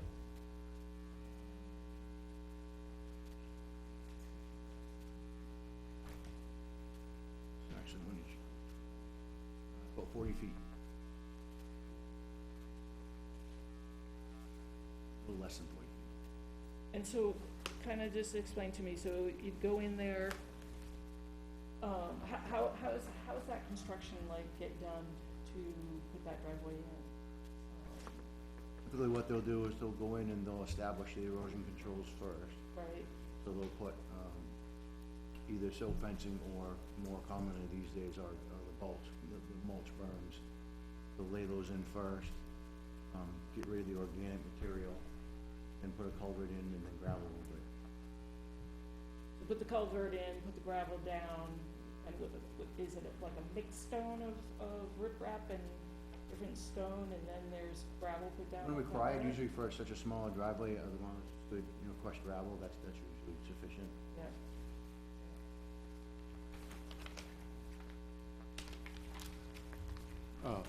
Two more quick notes. Sheet 12, just a misspelling for lot 6. It's got an extra I in there, lot 6 drive. And then one quick thing. Is there a reason, or can they be included, the scale, since we oftentimes go by the 11 by 17s? The scale is mentioned, but it's not shown anymore. On the plans that go from, I think, starting at just beyond existing conditions plan, so starting at sheet 9. You can show them as far as a bar scale? What's that? You mean a bar scale? Yeah. Yeah, If I can yeah, I get can add that. popped onto those, I think that's always helpful, because obviously there's different data and information that's on each of these sheets. And one last question, it was, there's a dashed line that's in the legend that looks like it's very similar to, let me get the page so I can just point it out a little bit better. So at sheet like 2 or 3, especially 3, you've got like a dashed line around the vernal pools. It's like a dotted line, but that's also kind of very similar to what's the lot envelopes. Oh, yeah. Yep, I'll have Doucette change that. It's Change it, and then basically, they can just because identify. it's a vernal pool, very poorly drained, has a 75-foot setback, so they were just trying to distinguish that was a vernal pool, Yeah, but yeah. it really should just match the other setback. And that's fine, they can just pop into the legend too, as to what, Okay, yeah. as to what that is, if it's different from the other one. Is there any other board comments? If not, we'll, open the public hearing. Well, just one other question, on the 100-foot, setback buffer that you're putting in, is there gonna be language put into the deeds, that 100-foot buffer remain? And so it's a no cut? That's a good question. I mean, I would assume it'd be in the deeds. Yes, other than for fallen or diseased Right, trees. right. Yes. Right. That's what the abutters asked for, is 100 feet.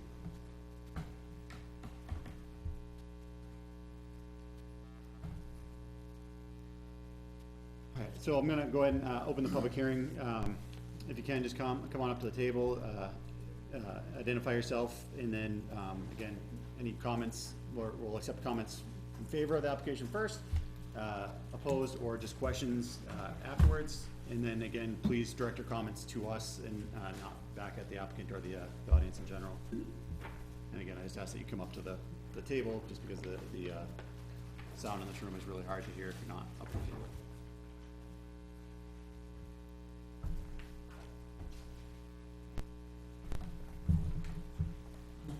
Peter Rowell, 156 Stevens Hill Road. I'm not a direct abutter to the property, but I have been driving by it for the past 40 years, so I'm fairly familiar with it. Couple of comments. I would like to thank Mr. Falzone for the conservation easement behind that. You know, that's something we talked about when we had a meeting with him earlier on. I also want to thank him for laying out that 100-foot buffer along the roadway, and it's clearly shown on the plan. I do think that the plan should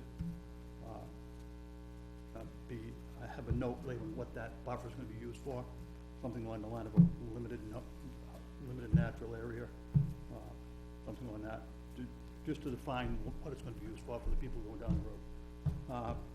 The common driveways, again, your ordinances, would like to have common driveways if we could, from the way I read them. The common driveway between lot 1 and 2, there is an old culvert there in Stevens Hill Road. I don't see any reason why the culvert couldn't be moved, or the lot line moved to accommodate a common driveway. in between there. You know, right now, the lot lines are all on paper, so we can move them around any way we want to. The driveway serving lot 7, if I'm not mistaken, I don't have the plan right in front of me, passes through a wetland. It'd be nice if we could eliminate that. I think it is gonna require a conditional use permit to go through that wetland. You know, the object of this whole thing is to try and prevent impact to the wetlands of the vernal pools. I think we could do a little bit of shuffling of lot lines, maybe eliminate a lot, and get by without affecting the vernal pool or the wetlands. It's bad enough we're gonna be building houses. Most of the creatures that come into those wetlands come in from the woods on the backside to use the wetlands and the vernal pools. When we build houses back there, it's just gonna make it harder for them to get in there. Anyways, if you were to make a common driveway between 5 and 6 up in there, and get rid of the 2 driveways that go through the wetlands, the driveway serving lot 8, that could be moved down closer to the abutter's driveway. Like the abutter's driveway is actually right on the property line there. If they move that one down there, that gets it out of the wetlands buffer. Plus it keeps another shared driveway there between those 2 lots.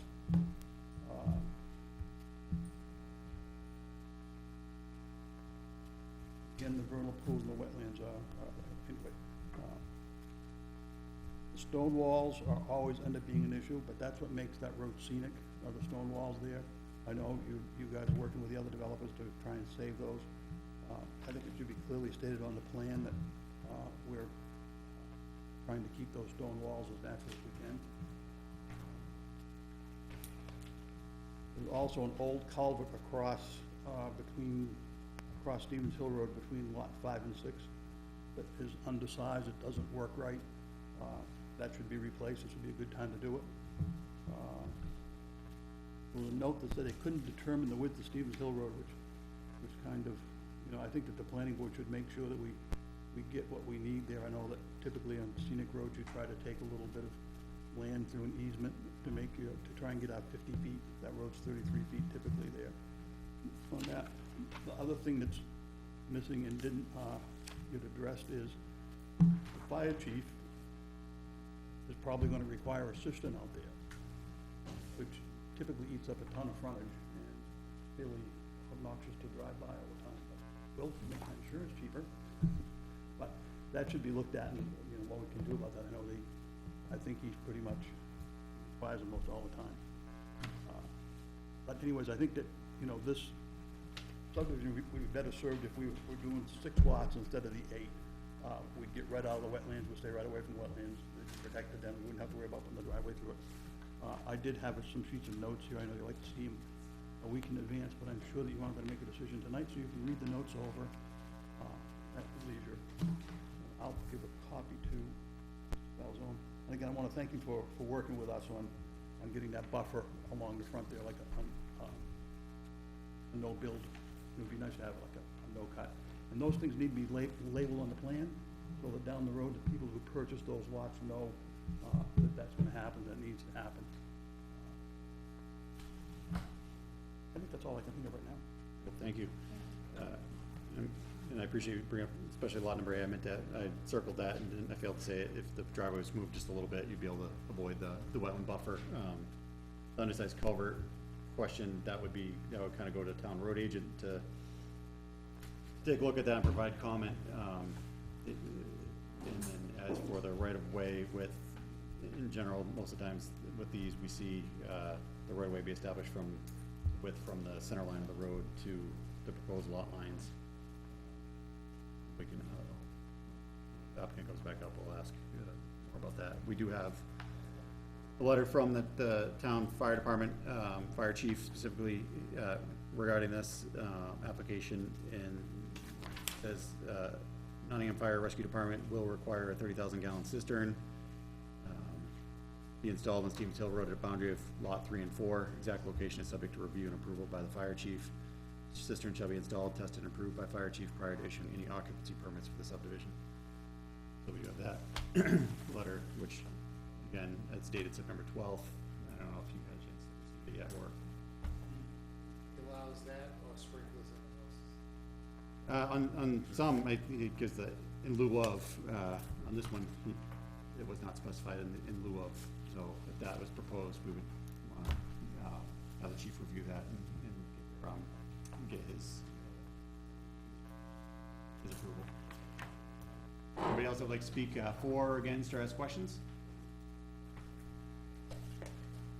Yes, my name's Bob Daniel, I'm the abutter next to Lot 8, the proposed Lot 8, and formerly known as potentially the last house on the right before the power lines.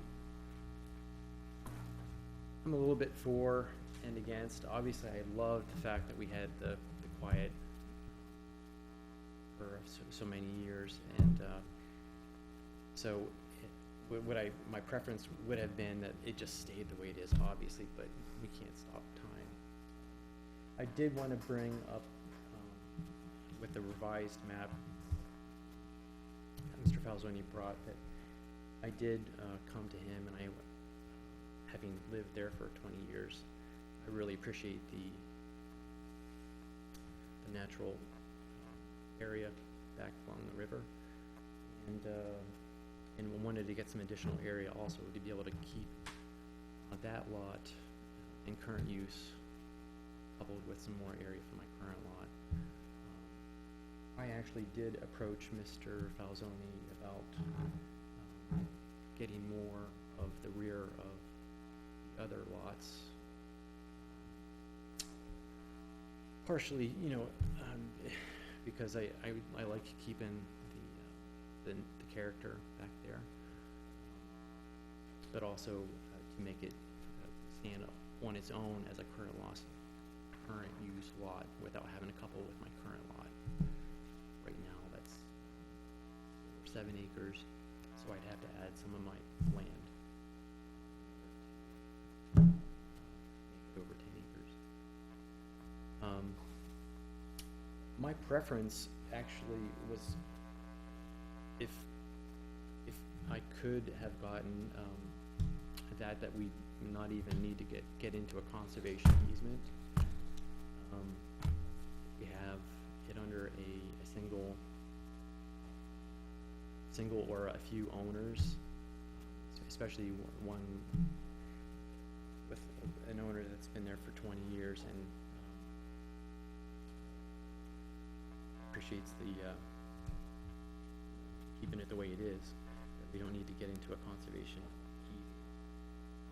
I happen to be a maple syrup hobbyist. I do some minimal tree clearing just to make trails for access through the property. So that would be one little concern I'd have with the easement portion of the no cut, how that would affect just getting access for trails. But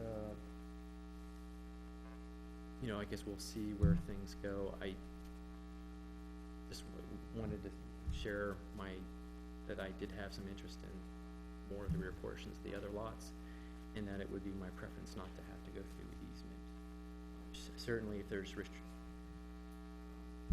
it going to a separate ownership, or if it would be opened up to public access and stuff like that, I would have some concerns. But that was So the easement language, this we probably speak the highest about that, from the Conservation Commission side of things, but this case would go, the Conservation Commission already had a chance to meet with the applicant on this and, right? No, only So the suggestion. So being on a scenic road and everything, so the applicant would have to meet with the Conservation Commission, and they'll usually provide feedback, and that's usually a time where if there are aspects like that of an easement being provided,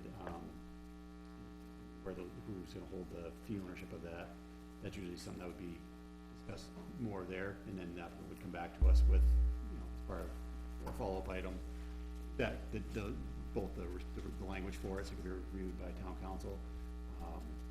If it's the town's gonna hold it, then the select board usually has to provide input as well, because we can't set land on behalf of the town at this level. So easements in general can vary greatly as to the types as well, and agricultural and others. Restrictions on them can be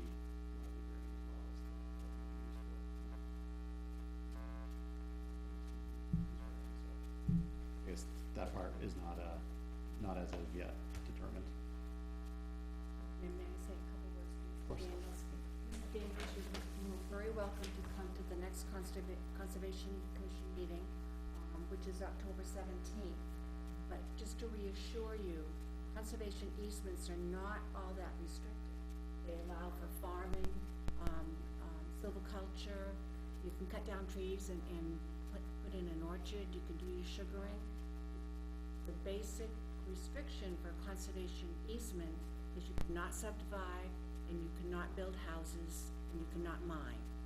Everything else can be allowed within the language of the deed. And the party that holds the deed for the easement does not own the land.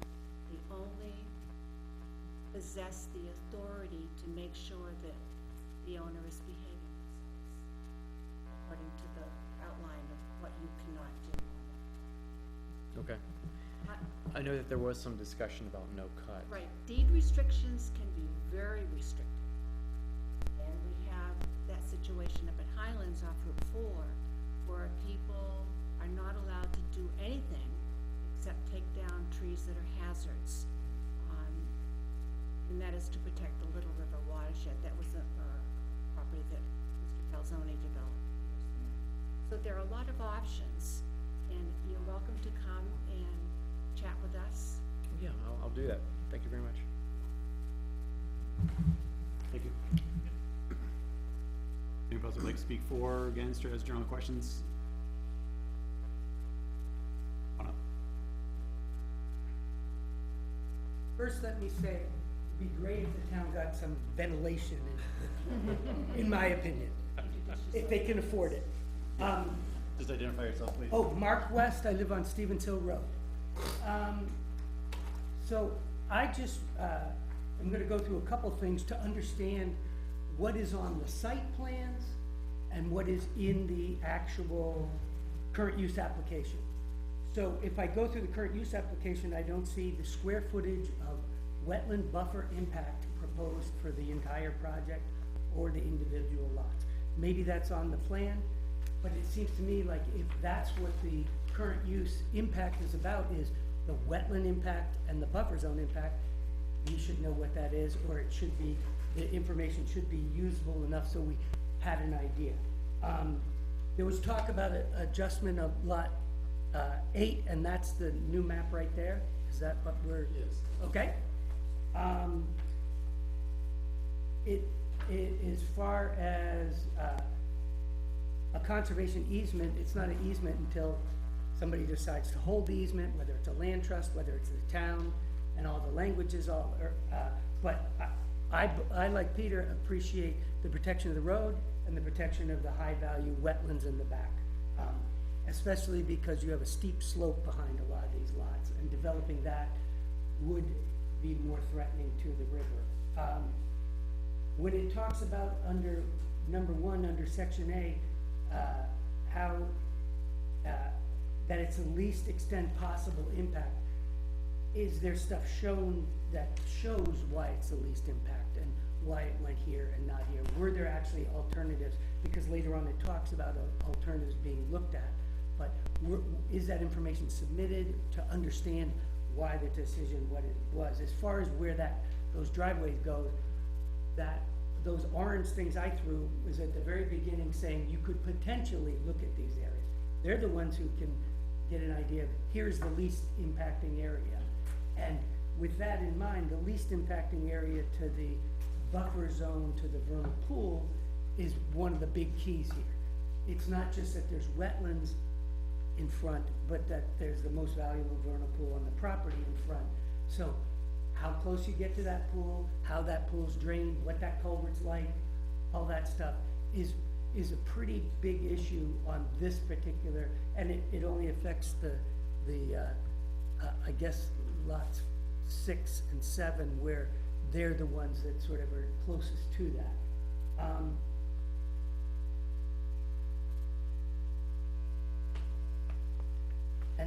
Peter already talked about potential one crossing, and even your, vice chair talked about if you eliminated this, you could get less. So if they can't do that, if they've evaluated it and decided they shouldn't do it because of certain things, I think that would be important information to know. The other thing is because it's a vernal pool and because there's driveways, the runoff from those driveways adjacent to the pool is a big issue. The thing about vernal pools is they're totally,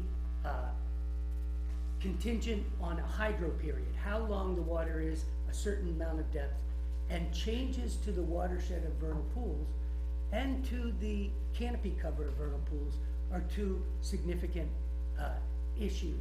Because if you put too much water in, it could change it, or too less water, it could change it also. If there's more suspended solids in the pool, that could impact its viability and function. So all of those are things that their staff is, Jamie and those guys are aware of, but a little more information about that might help. We're taking the stormwater from the driveways nearest to the vernal pool, and here's what we're doing with it, and, or anything like that, so we get a better understanding that that impact isn't just the footprint of the direct impact and the footprint of the buffer zone impact, but other types of impacts from runoff and things like that. And I guess, again, it comes down to the lot number and how many lots you can get in there. And going back to the easement, subdividing off a separate lot is not as easy as putting easement on two lot owners or whatever, if they change the configuration or whatever of the lots. Because they can chime in, but I think if they subdivide off the back of it, for the state subdivision approval, they might have to show ability for a septic system. And that, there may be an easier way. Again, what are the different alternatives and what's the best one in this particular site, because every site's different, and that's important. The last thing on section B2, the proposed crossing locations are the least impacting areas related to either the wetlands or the vernal pools, but I didn't see an explanation. And maybe it's in there and they can point that out, so we understand what that is. I think that covers, it's already been stated that that vernal pool 5 is the highest functioning pool. It has 3 times as many salamander egg masses as the other vernal pools on the property. That being said, also, vernal pool number 1 is probably the least functioning vernal pool on the property.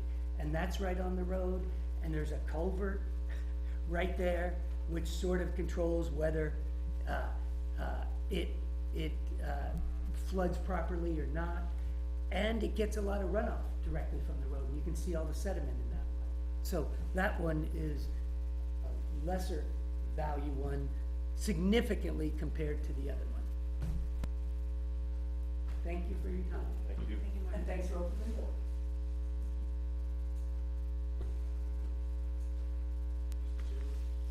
I have my wetland scientist here, could he just address some of our reasoning on the? Sure. Yep, just identify yourself, please.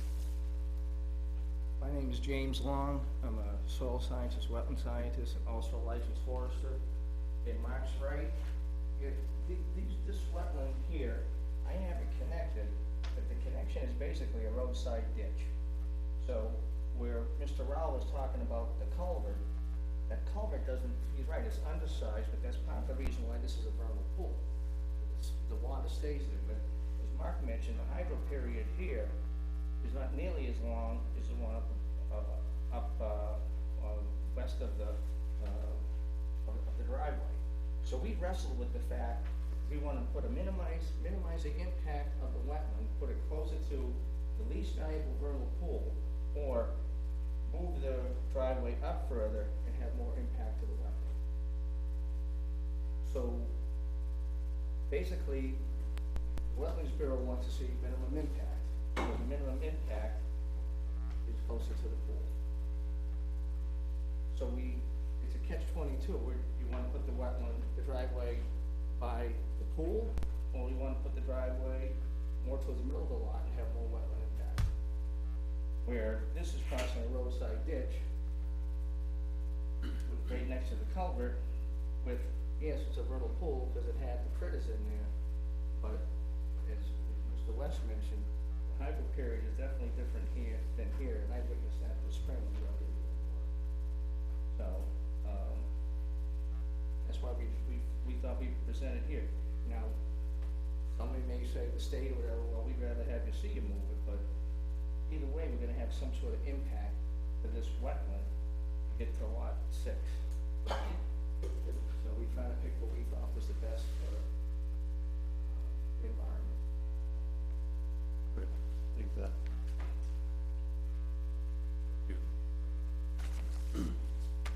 Is there anybody else that would like to speak for, against, or ask questions?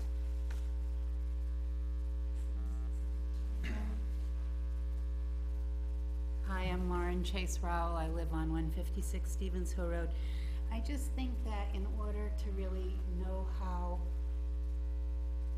I feel or how we want to, how everybody here wants to address this easement in the back along the river, we really need a lot more clarification.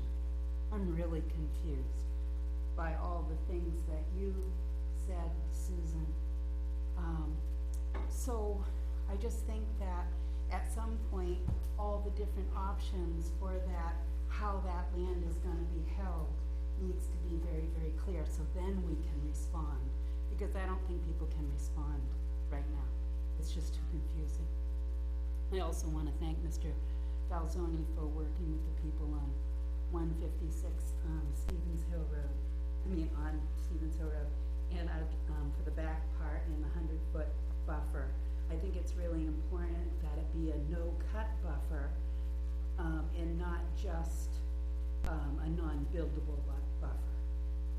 And then,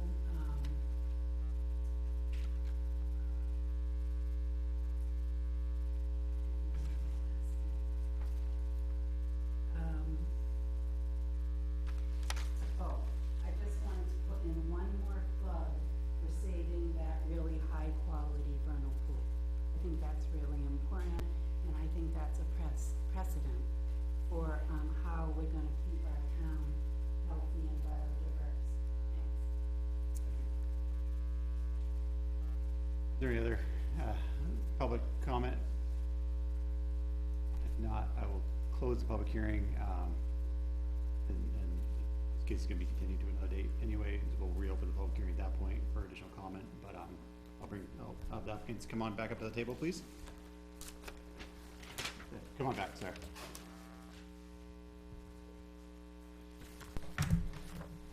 Thank you. Mr. Falzone, I saw you had your hand up. Did you want to make it? I think when you come out, I agree with Peter that that's, and what Jamie said, that culvert down by the vernal pool, as soon as you have me put a bigger culvert in, there ain't gonna be any vernal pool there. It was totally clogged when we first went out there. After we cleaned it out, it's dry, it became dry. But once you bring that up to another size, the water level that's there is now gonna be below the culvert, and you're not gonna have any accumulating water or a vernal pool.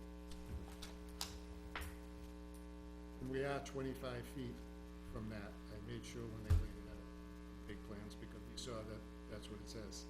Okay. Yeah, thank you for clarifying that. On the plans, what I was trying to scale, it was And that impact right now, where we have it, is 150 feet crossing the swale that has some cattails growing. And the other one is under 1,000 feet. And that's not a hydric A, it's a hydric B.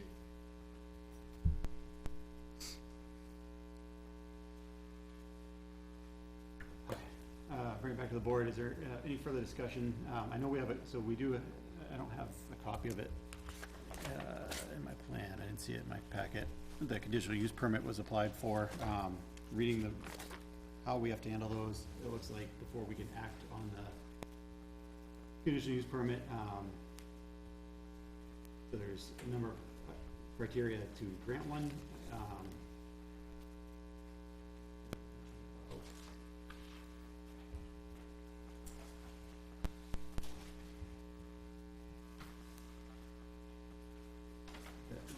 number 6C of that section is that the Nottingham Conservation Commission has provided comments relative to the value of the wetland under construction design of the proposed project as it relates to the wetland. I think until we have, until the applicant has a chance to meet with the Concom and get that language back, that's when we would, be able to act on the conditional use permit for the wetlands impact.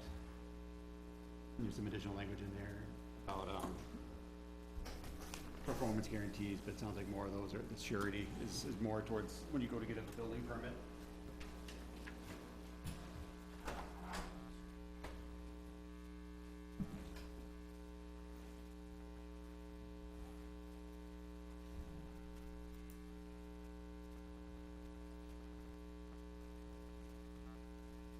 Basically, again, reading the verbiage of the zoning ordinance, and that was new for the planning board. We added that a year or two ago, where before it was always a variance, that we added the conditional use permit option. But it does say that the comment by the Conservation Commission has to be received as part of that process. So I don't think we can act on the permit request until we get that part, and then we can vote on the permit itself.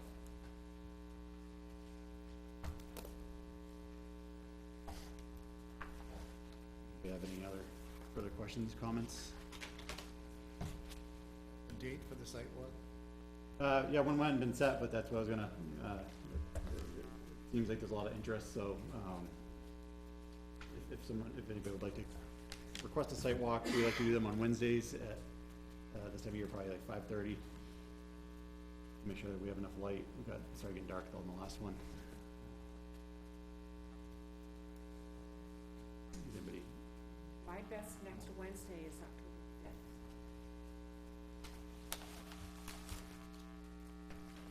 And we would, as discussed earlier, we would invite the Concom to that, just to please try to get everybody together. You may wanna start it earlier than 5:30, you know, wait till October. Yeah, that's what I'm thinking too. Yeah, that's fine. It's obviously what works for the board and the applicant. The sun goes down at 7 or earlier Oh, now. Earlier than now seven. it does. It's gonna be 6:30 by next month. So, does that date work for you all, October 5th? Sure. Yep. And is there a time?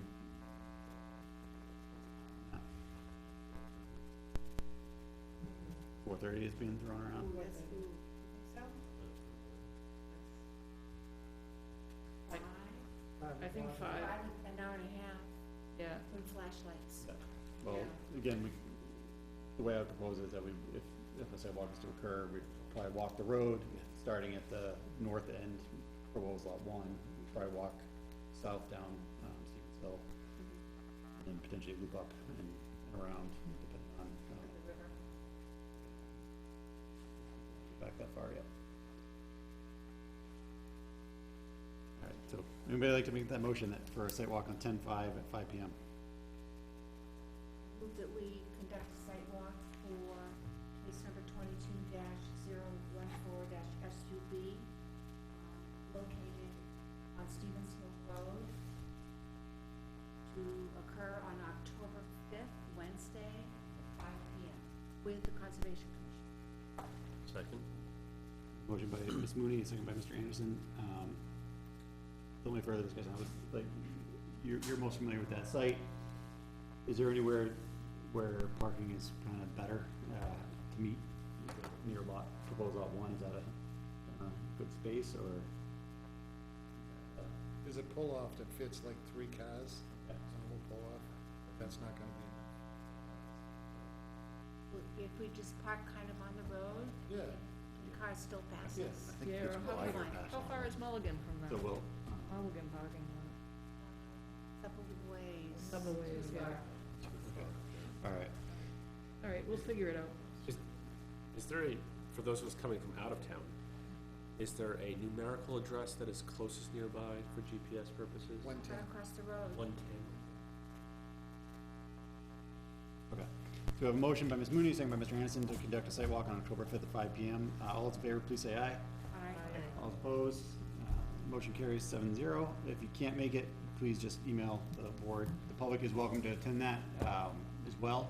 Again, that's a night where we generally do the site, some of the conditions, and, there's not a lot of comment that occurs on sidewalks. So that's that piece.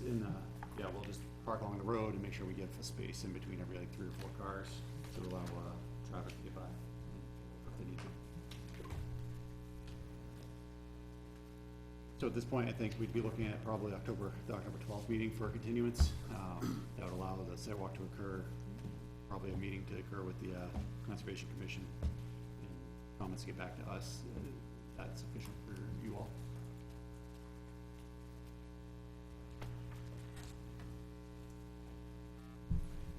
I guess the only thing I would say is, you know, if things shake out, discussion with the butters and everybody else, you know, if it makes more sense to, at this point, trying to do a lot line adjustment, and just adding land to the neighboring lot, probably would require some special, legwork at this stage, but, you know, if tweaking of the lots is gonna occur, that would just be, you know, something we'd request to make sure we have deliverables at least a week ahead of time, if there's a substantial change like that.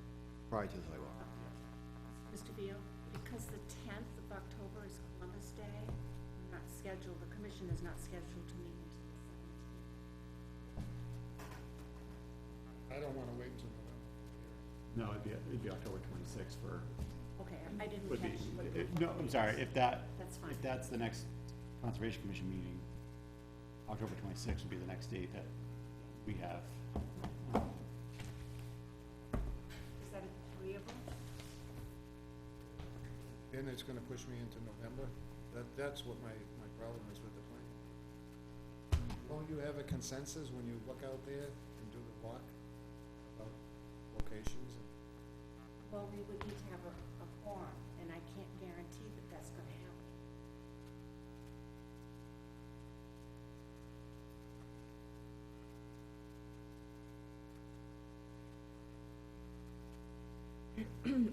If we can't do the 12th as a continuance, why? We can, Okay. but again, if some of our, based on our zoning is requiring Conservation Commission feedback and the scenic road piece of it, there's a couple of areas where we have a requirement for that review and feedback. And they're not able to do that? Commission meets, because also they have to address the conditional use permit. And when do they meet? The commission in October meets on the 17th, which is the week following the October 12th.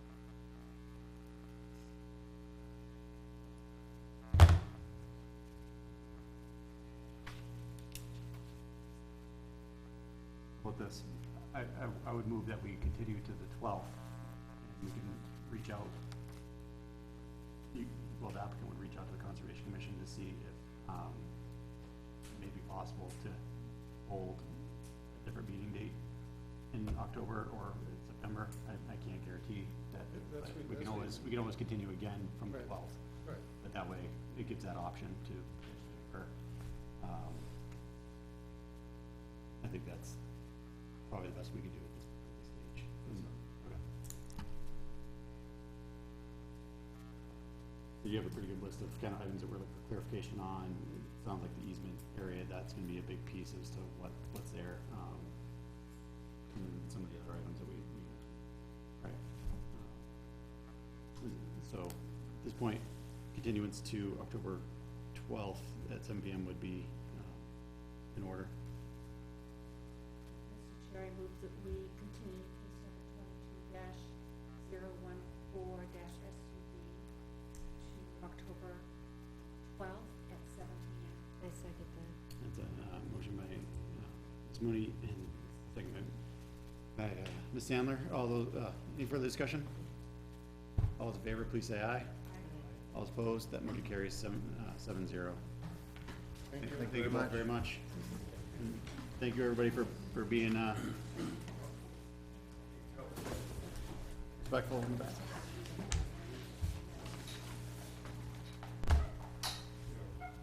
Opening that door did help a little bit. Yeah, I was just. Holy cow. I Supposedly the air is on. Oh, boy. This is too loud.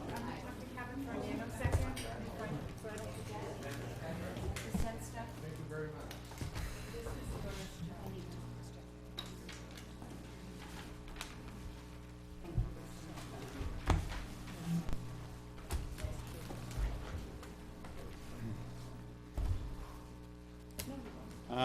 So I'll go into our next part. We have a conceptual application review, Corning Old Turnpike Road. Are you here for the conceptual? Yeah, I don't know. If you can, just So come like, up and because the first application had, identify yourself and, How you doing? Robert Pagliarulo. Robert, I'm sorry. Robert Pagliarulo. I was just drinking more air and now I can't hear.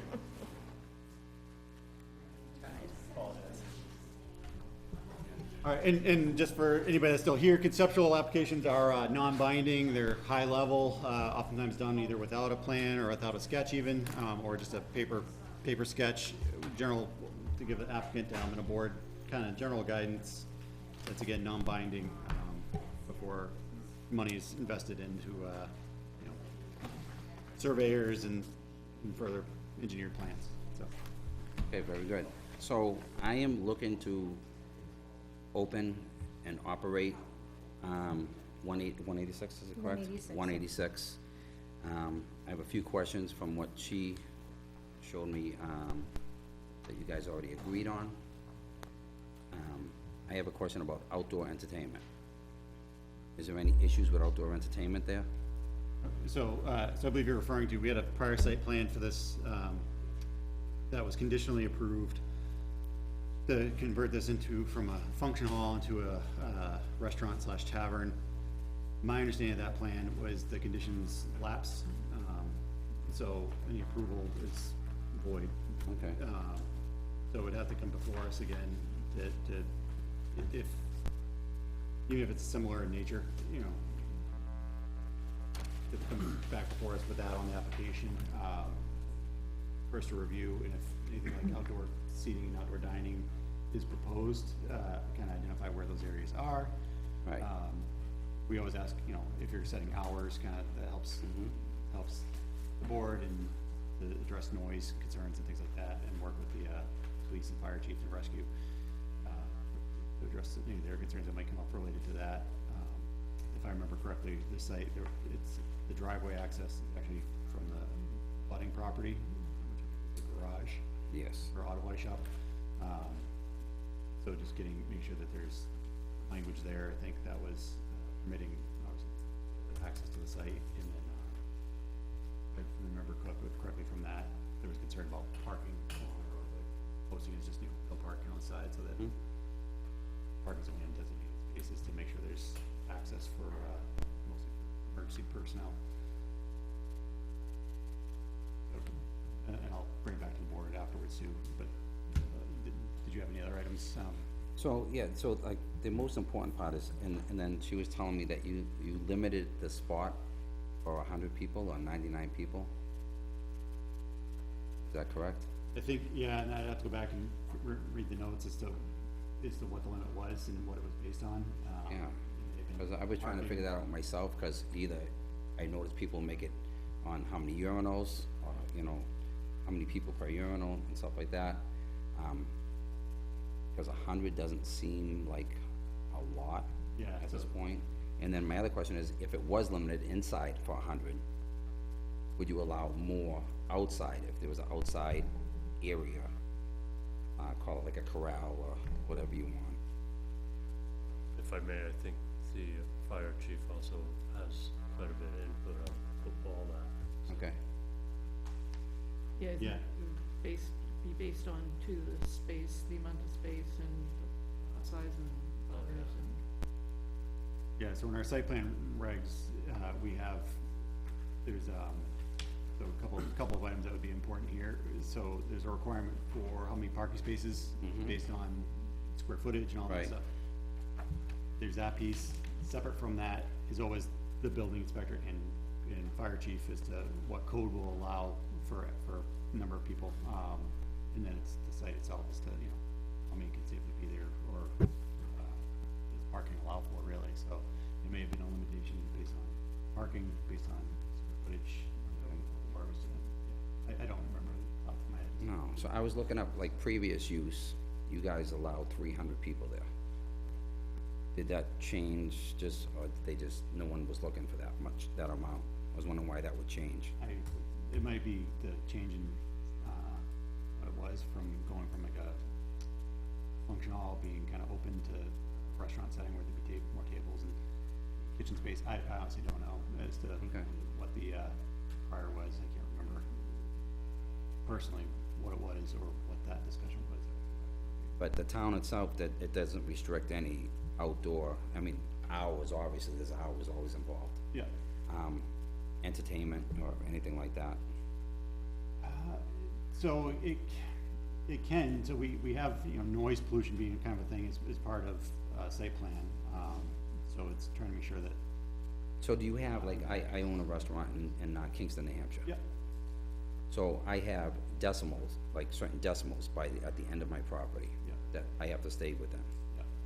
Is there something like that in this We don't town? have anything Okay. that, Well, which is weird, Kingston, Granular. I'm the only one that has the meter in the town. I bought my own to, you know, show so that, cause they were guessing. yeah, And, yeah, yeah. And so it's mostly worrying about, noise to, you know, abutting properties, especially residential. So, you know, obviously one side is garage space, the other side is residential, behind you is residential. Far back, across the street is probably residential. So even though it's zoned commercial industrial, across the street, so it's trying to be mindful of that and take yeah, measures. so like certain times, like either, like entertainment would have to stop at like 10 at night or something like that. Yeah, so that kind of stuff, you know, Okay. sometimes it's fencing and other things to try to minimize any Yeah.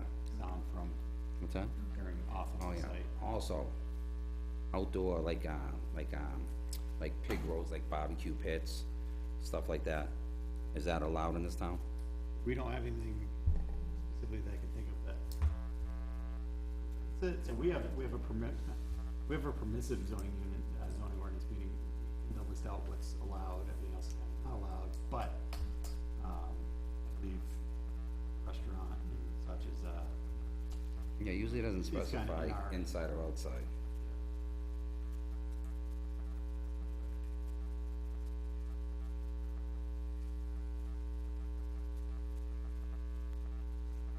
I mean, that would depend upon, we would wanna see where the pit would be, right? yeah. Yeah, so it would we all be want on a to set look of at it. plans. That kind Yeah, of yeah, yeah. Plans, and Mhm.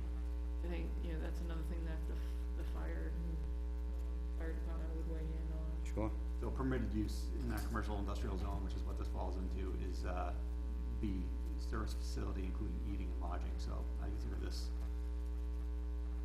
is currently being discussed is a service facility, including eating and lodging. Again, seeing where that is on the plan, we usually get fire chief response, you know, Yeah. what it is. And then lighting is another thing that comes into discussion quite a bit. You know. have that lighting issue that you can't light up, Yeah, we try to, all down lights. follow like dark sky. Yeah, yeah, dark sky. Practices. Yeah, So yeah. Usually down lighting, sometimes on timers, or that they, you know, shut off and on there, they're triggered if someone. Is that, even if it's not right on the, I mean, I know the property abuts Route 4, Yeah, but it's so far back. yeah, so usually we try. But everything's still, I mean, obviously you want down lights, you're not looking to light up the sky. Yeah, so it's usually trying to keep the lighting with it, so it's not spilling Yeah. off of the property and, or shining up. Right, Lighting and the signage would be specified in the regulations. that's another question. Is there existing signage, like, or you have to go for, like, I didn't see an existing post or anything like that, right? For No, sign? we had the metal sign that was out front. That's what he used. But he used, and I was told that was still doable. Okay, So that frame is still there, but the wind took out the middle of it, so. so I would like to put up something nice.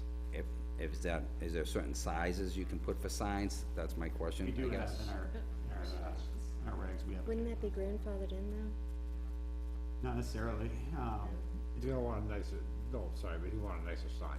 Yes, and then. Yeah. I know where he is metal in Kingston, that he's Depending gonna have on a the much size, nicer sign. though. Right. A well lit up. If it's a probably bigger sign that could be. If it's a Yeah, bigger you need to size, see it's it, I mean, old. there's no lights up here. Exactly. Yeah, so there's a question about like grandfathering, it depends, cause it could be considered abandoned if it's not, hasn't been in use for a number of years, but we do have sign ordinances, but that's actually one of our areas that kinda spells out, like, here's what they could be, here's the sizes, you know, type of the bright LEDs. The building inspector would know that? That's a building Yeah, inspector? and or be, it's in our, Oh, okay. They have a zoning thing, you can print everything out, it's Oh, on their okay. website. I think I actually printed it, it's in my stack of stuff. All right, great. yeah, so, you know, I can tell you what kinds usually are not allowed, that's like those really bright LED signs. Mhm. LCD signs that are like, you know, brighter than the light here. Those kind of usually frowned upon, because they're just, So the reason I ask about the outside is, Yep. I do a lot of fundraisers. You know, usually motorcycle ones, fundraisers. I don't do no clubs, like 1% as you call them, whatever, that I don't allow them on my property for certain reasons. But we raise a lot of money. Like I have a big VFW ride coming up, and we'll raise about $50,000 for that alone. yeah. So I like to have fundraisers. I like to raise money. I just wanna make sure if I do something up here, that I will be able to, you know, have those events. Sure. Yeah, so that's a question. So when it's inside, it's part of the restaurant, I can probably give you a pretty easy answer that that's probably on us. If it's, It would be outside. if there's those kind of outside events. stuff and it's going above a certain capacity, potentially, You have to get an event, we'd wanna pass it by the select board because they have an event yeah. policy. So when I have events, I also always get details, so I do hire police detail. Yeah. I mean, Yeah, and I'm sure that's probably helpful Yeah. to have in the application, if that's planned, things like that, you Yeah. know, if proposed, that way, especially where it's directly on Route 4. I think we had a condition on it previously to make sure either get approval or, from New Hampshire DOT, cause New Hampshire DOT regulates all access to state You did do road that, right? highways. Yeah, that's that driveway permit that Okay, they gave you. yeah. So we don't have that access, so it's, we always try to defer and make sure that they're made aware of a change, especially if it's a potential change in volume or type or anything like that, and they have a chance to review and comment, or, you know, they may require an amendment. Yeah, and I think we would wanna see kind of where the, kind of, you know, if it was an outside event, like where the seating would be, you know, where the parking would be, you know, kind of, well, I'd probably put a permanent sized tent in, out, yeah. you know, for the Like summertime. no alcohol, but beyond, you know, this. No, right, point. yeah, yes, I already spoke with, liquor commission on that, Yeah. all that. Cause you do know, like, they did, change since, COVID, that you can eat, eat and drink on the property, long as it's corralled, and people can't leave. Yeah. But, so, I mean, I do have an area in my mind that I wanna put a tent and stuff out on the side. So, Yeah, so you'd wanna show that on the plan, and, I'm trying to go from memory again of the site. Remember, snow storage was an item, like showing where that would be, if there's additional areas of disturbance, showing where those are. I can't remember if I can't remember if it sloped off or not in the back, or on the, I know it slopes in the front. So showing kind of where those areas are, and make sure that they're within the building setback. Code enforcement would not issue a permit on it if it's not, if it's outside the setback, or beyond the setback even. So I have to make sure that's delineated on a plan. So something like this usually doesn't require necessarily, because it is an existing site, unless there's major changes proposed to the outside, generally doesn't require a super specific engineered plan, but if there's, you know, increase in impervious surfaces or, things like that, that may require change to drainage and everything else. anything like that. That's usually when we'd wanna see a higher level, plan, so. This morning had for a plan before, it may be something like that could be just mended Right. to fit, you know, in general, and then we go to say. You can always come back for so conceptual is obviously very high level, non-binding. Design reviews are the next step, more detail, because you'd have a plan before us. And then not required, but then you can, for design reviews aren't required, either of these, but then you full site plan application. Right. That's when you'd have more of those details. Yeah, I just wanted to see, Yep. you know, your thoughts. Yeah, so On far, I anything I wanna think, do. you know, I think we, Does anyone see any issues, anything that I kinda wanna do right now? I think it probably depends on the capacity and. Yeah, well, I'll talk to the, Fire yeah, chief obviously, and the building inspector, sure, Police would of say on, course. on that, then they would have to defer some of that to them for comment. Some consideration of the noise buffer, if you're gonna have outside events. Yeah, so I was trying to think that, cause it seems like it's surrounded by conservation, a lot of woods in the back, right? So, the way I do it, like, so, cause I'm on a pond and it echoes, so we face away. And the speakers that I use only can carry so far, then you don't even hear them. It might be loud standing here, but you go, 50 feet away, you're barely hearing it. So I use special sound, I have the sound guy from the pavilion in New Hampshire is my sound engineer. So, yeah, after 5 years of dealing with the town, I'm getting pretty good at it. And all that kind of information is always helpful, like, whatever detail you can put it in a plan or. Yeah, and obviously play towards the Application. conservation, not away from, you won't, if you went driving by, you wouldn't hear the music. Yeah. It all goes towards the back, towards the conservation. Yeah, Alright, yeah, and I don't even know, to be honest, facing it towards Route 4, maybe preferred by some, cause then it's going towards a loud corridor versus but if it doesn't carry that far, then issue. right. Regarding doing, the fire pit, our fire chief even inspects like the seasonal fire pits for residents, so. Well, when I say fire pit, I didn't mean like, so I know that if you use wood, you have to be so far away from the building. If you hook up the propane to cook, you can be right there, it's different, right? I would be hooking up the propane, I'm all set with moving wood around. No, I'm sure even that, it's. Yeah, some so, But it's you more of an know, outdoor grill. regulation. it is an outdoor It's grill, an outdoor grill is what it, more than a yeah, bonfire pit or something. yeah. Okay. I think that answered most of my questions. I appreciate everyone's time. Thank you so much. Good luck. Thank you. I was gonna say, oh, sorry, yeah, the only other thing's, septic capacity, which was probably addressed previously, obviously, and then well capacity, I think those might be the only other two questions. That's how I remember What was the Something to septic do with- capacity? septic capacity It's in that for report. a restaurant Okay. rather than a function. Yeah, and that might be where the.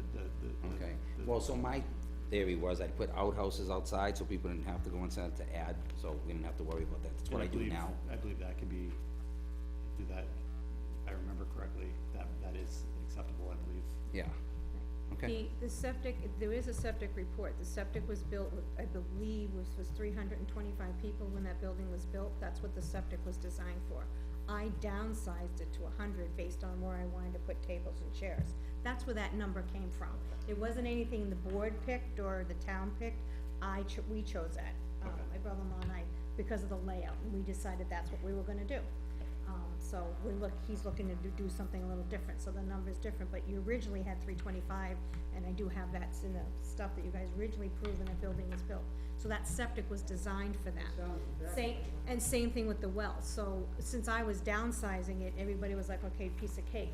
And the report that was done by Goss Septic said that is, yes, it's a 30-year-old septic, but it's young in age because it has no major use to it.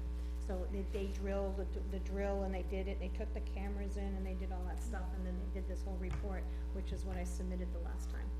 So that report is still there, because it really hasn't been used that much at all in the last 3 years. Excellent, thank you. Yeah, all right. there you go. Thank you for your time, everybody. Have a good night. Thank you all. Right. Public comment, this is the time of the meeting that we always, open the floor to the public comment for any kind of questions to or from the board. Can't be case specific. We always welcome people that have questions about how the public planning board works, to come in.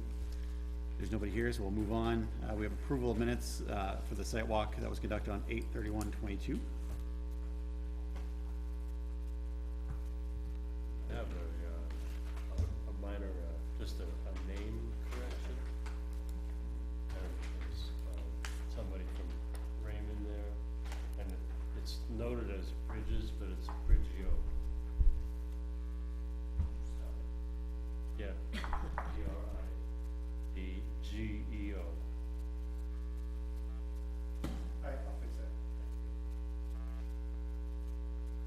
any other comments on that? If not, a motion to, approve as amended would be in order. Move to, minutes for sidewalk on August 31st, 22.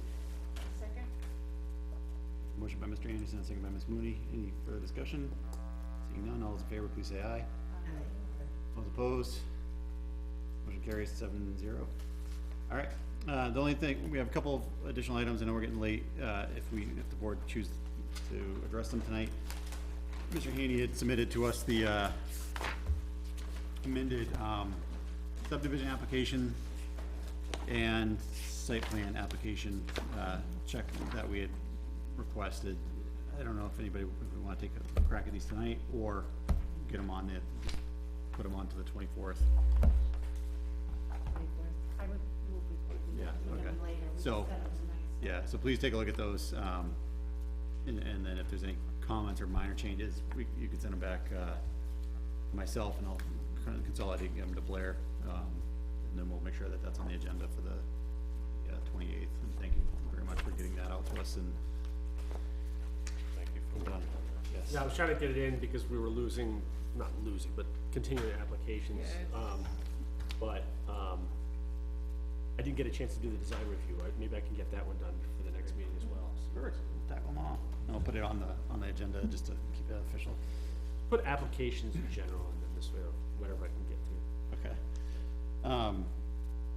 Durham, I'm gonna do my update just cause, Durham responded back about the Route 4 corridor study. I had sent it to them just to let them know that we were, sent the request to DOT, and they thanked us for letting them know, and they declined to be a part of it, so, it kinda fits anyway. We're looking more from the Lee Circle to us and to Northwood. DOT did respond to that, and it's kinda like on their radar, more towards their 10-year plan. Let's see, on that.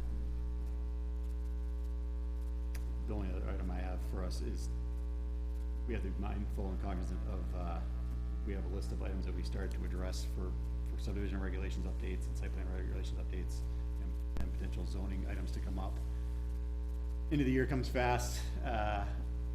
Our caseload isn't lessening at all, so we wanna make sure that we don't keep pushing those. Originally, I thought we'd have the 28th to work on those again. It sounds like the 28th is gonna be full. 12th is quickly filling up. So, we may, at one of those meetings, decide to schedule a workshop specifically for those. And try to be mindful of everybody's time, especially with sidewalks that we're taking up. We're using a lot of Wednesdays for people. So just keep that in mind, that maybe at the next meeting, we'll have a discussion as to either October 26th, if that looks like it's gonna stay open, otherwise doing something in between to try to make sure we get those moving along. That said, I'll do, select board and staff board member updates. I'll just go around the table, let's start with Mr. Davies and then work around. I'm all set for tonight. Mr. Moore? Well, I could be here for an hour if you wanted me to, or we can just cut through the stuff. Biggest news in town is that we will be, losing Chris Sterndale as our, administrator, effective I think it's the 6th of October. So we're starting the process of looking for a new one. Chris leaves with all the respect from all the board members. He did a great job while he was here. From past, what we asked him to do, he did great, but he's moving on to, more greener pastures, I guess, how you wanna say it, but he's staying with being an administrator, he's just moving to a different town. So, it's gonna be fun for budget, season coming up, but we'll get through it. We had a long meeting the other night. A lot of things were on the agenda. Code of conduct, which we put in there, it's just something that we decided that we should have for people on the board, just to know future, how you should conduct yourself on the board, how you address people and how you do stuff, just to. Similar to our rules of procedure, ethics and stuff. It was just something that, we felt that we should be there for the future for, there'll be a lot of changes in the future for the select board, so. We talked about projects going on, paving of the Marston, because there's been parking issues, there's no lines, people are parking on the main road and becoming a hazard. So good thing is Marston's getting used quite often, but obviously, the parking isn't as adequate as they were anticipating, so. By lining the property or something like this would be a little bit more of a benefit, so that took a little while. We are putting up all new signs on around the lake roads, are getting, and all the new roads that we changed. Good question. Sure. While you pave in Marston, can you pave out there? I don't know if that was in the, that was probably, by doing Marston's, we're gonna have another bid with Brock's going on, for another project, and they're gonna be in town. So we're getting another little, that's a fresh coat, so, you're talking about the one, Right by the, oh, you mean right up top by the, yeah, you know, we never even discussed that. Where we park our cars now, next to the sign. yeah. Never even thought about it. Good suggestion, so, See if they can swing by. just add a little more, so, again, so that project was something that came up that wasn't expected, but again, due to the, you know, the future growth of the property over there, you're having adequate parking with lines and stuff, you can pack more people, the cars more in properly, cause no offense to everybody else, but without lines, We don't know how to park. it's chaotic, so it's, something that needs to be addressed, especially with all the future activities that'll be going on over there, so, something we saw, important. We had an election on Tuesday, everything went well, which is good to know. We do have this Saturday, at the Pawtucket State Park for all the residents in Nottingham to go, it's a potluck, thing, if you wanna go down there, meet your neighbors, you know, people, you know, people from the lakes, people all over. There'll be boat rides, provided by the Lake Association for people that, if you've never been on Pawtucket Lake and you wanna go take a ride around. There'll be people offering, rides on their pontoon boats for people to look. Sorry, I won't be able to attend, I'm going to a wedding, but it is what it is. And for that show, that's pretty much, we'll just stop right there for that, that's the main points. Unless you have any other questions anybody has for me, please feel free to ask, for me. Oh, we are having an extra meeting, that's not scheduled, in order to maximize our time with Chris, since we lose him on the sixth, to square away budget and stuff like that, so we are, do our best. Yeah. Thank you. Yeah. So it came up, 2 or 3 weeks ago. I didn't realize it, that my time as, SRPC rep the term came up. Lucky you. So, anyway, I chose not to continue that, and so that's why, I think Ed mentioned, so there's a vacancy Yeah, there, so. thank you for the reminder, I failed to, I just felt that my time is so thin these days, I have had a lot of difficulty making those meetings. Maybe someone else. I appreciate that. So the SRPC, towns are allowed to have 2 representatives or commissioners, correct me if I misspeak, anybody.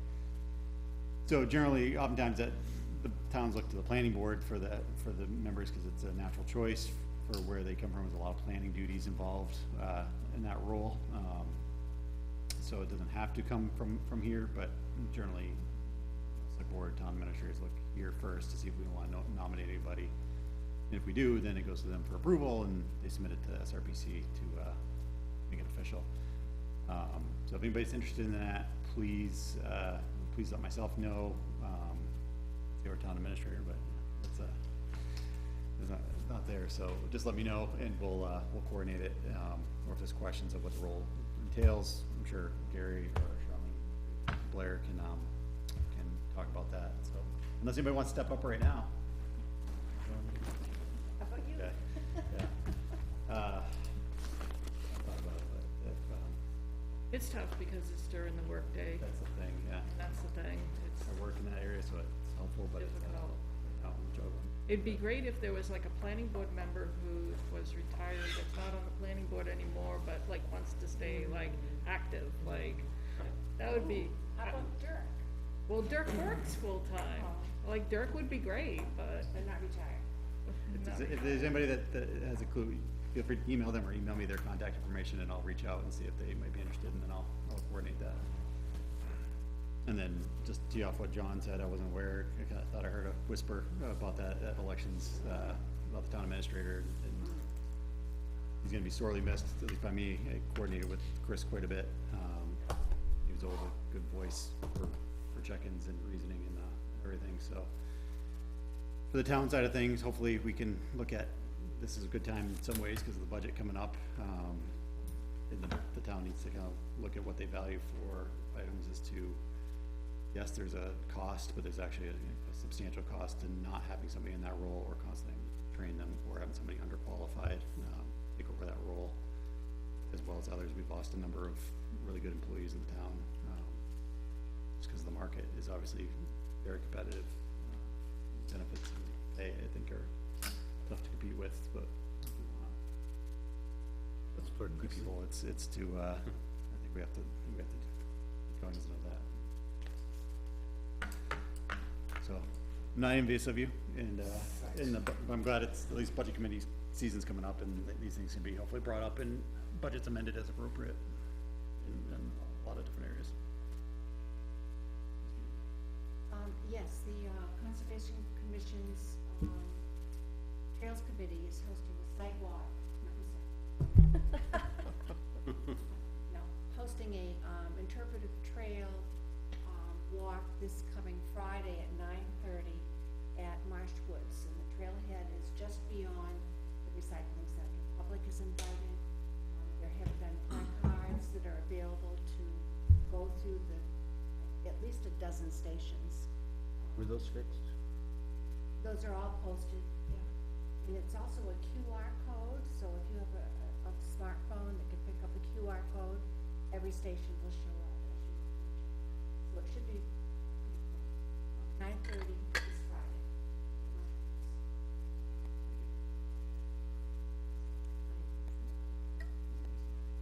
I got nothing, other than to say that I think Chris leaving, I don't know if the townspeople appreciate how much and how good he was. Having been on the select board, I know, very instrumental, getting a lot of stuff done. Through quite a bit of things, yes, that were very contentious, and it was good to have kind of an outsider for some of that, you know, some of that. Didn't have a stake in it in that sense. Mr. Heaney? I am, without comment at this time. I thought you were gonna say, I'm leaving too, geez. All right, Mr. Lemieux? I just have a Mylar from, Chapin Creek sign. I looked at it, but as you guys know, it's a pretty long, conditions, so quickly as well, if you can. Have the conditions been met? So from what I can see, but there's a couple things on there I couldn't identify, like, But did they get the DOT permits and stuff well, those, I don't think they have to get those. for us to? It's not the standard condition, the additional conditions are, so the standard conditions you have to adhere to promote like the permitting and stuff. Right. But these are like, mark the test pits here, make sure this area is gonna be loaned, that kind of stuff. Most of the stuff was on there, like a couple test pits I couldn't identify, I don't have the experience to do that, so you guys may be like, okay, looks like I think it's where I think it is, but, so. Here's that, please. So, Mr. Heaney, should the board in general be signing Mylars that can get recorded at the Register of Deeds if there's conditions precedent that have not been yet met? Like, Well, I believe that's the point of being a precedent, isn't it? you don't sign it. Right? Isn't that's my understanding of it. I guess I never really thought about like, when's that moment of demarcation? Right, so if we sign off on something, is that granting final approval in a way when there's still, if there, and I don't know if there are conditions hanging out over this one or not. but Right. Just in general, Yeah, I feel like that's the whole Saying point. that we usually don't sign it until all conditions. What are it's met. preceding is the signing and officiality of it.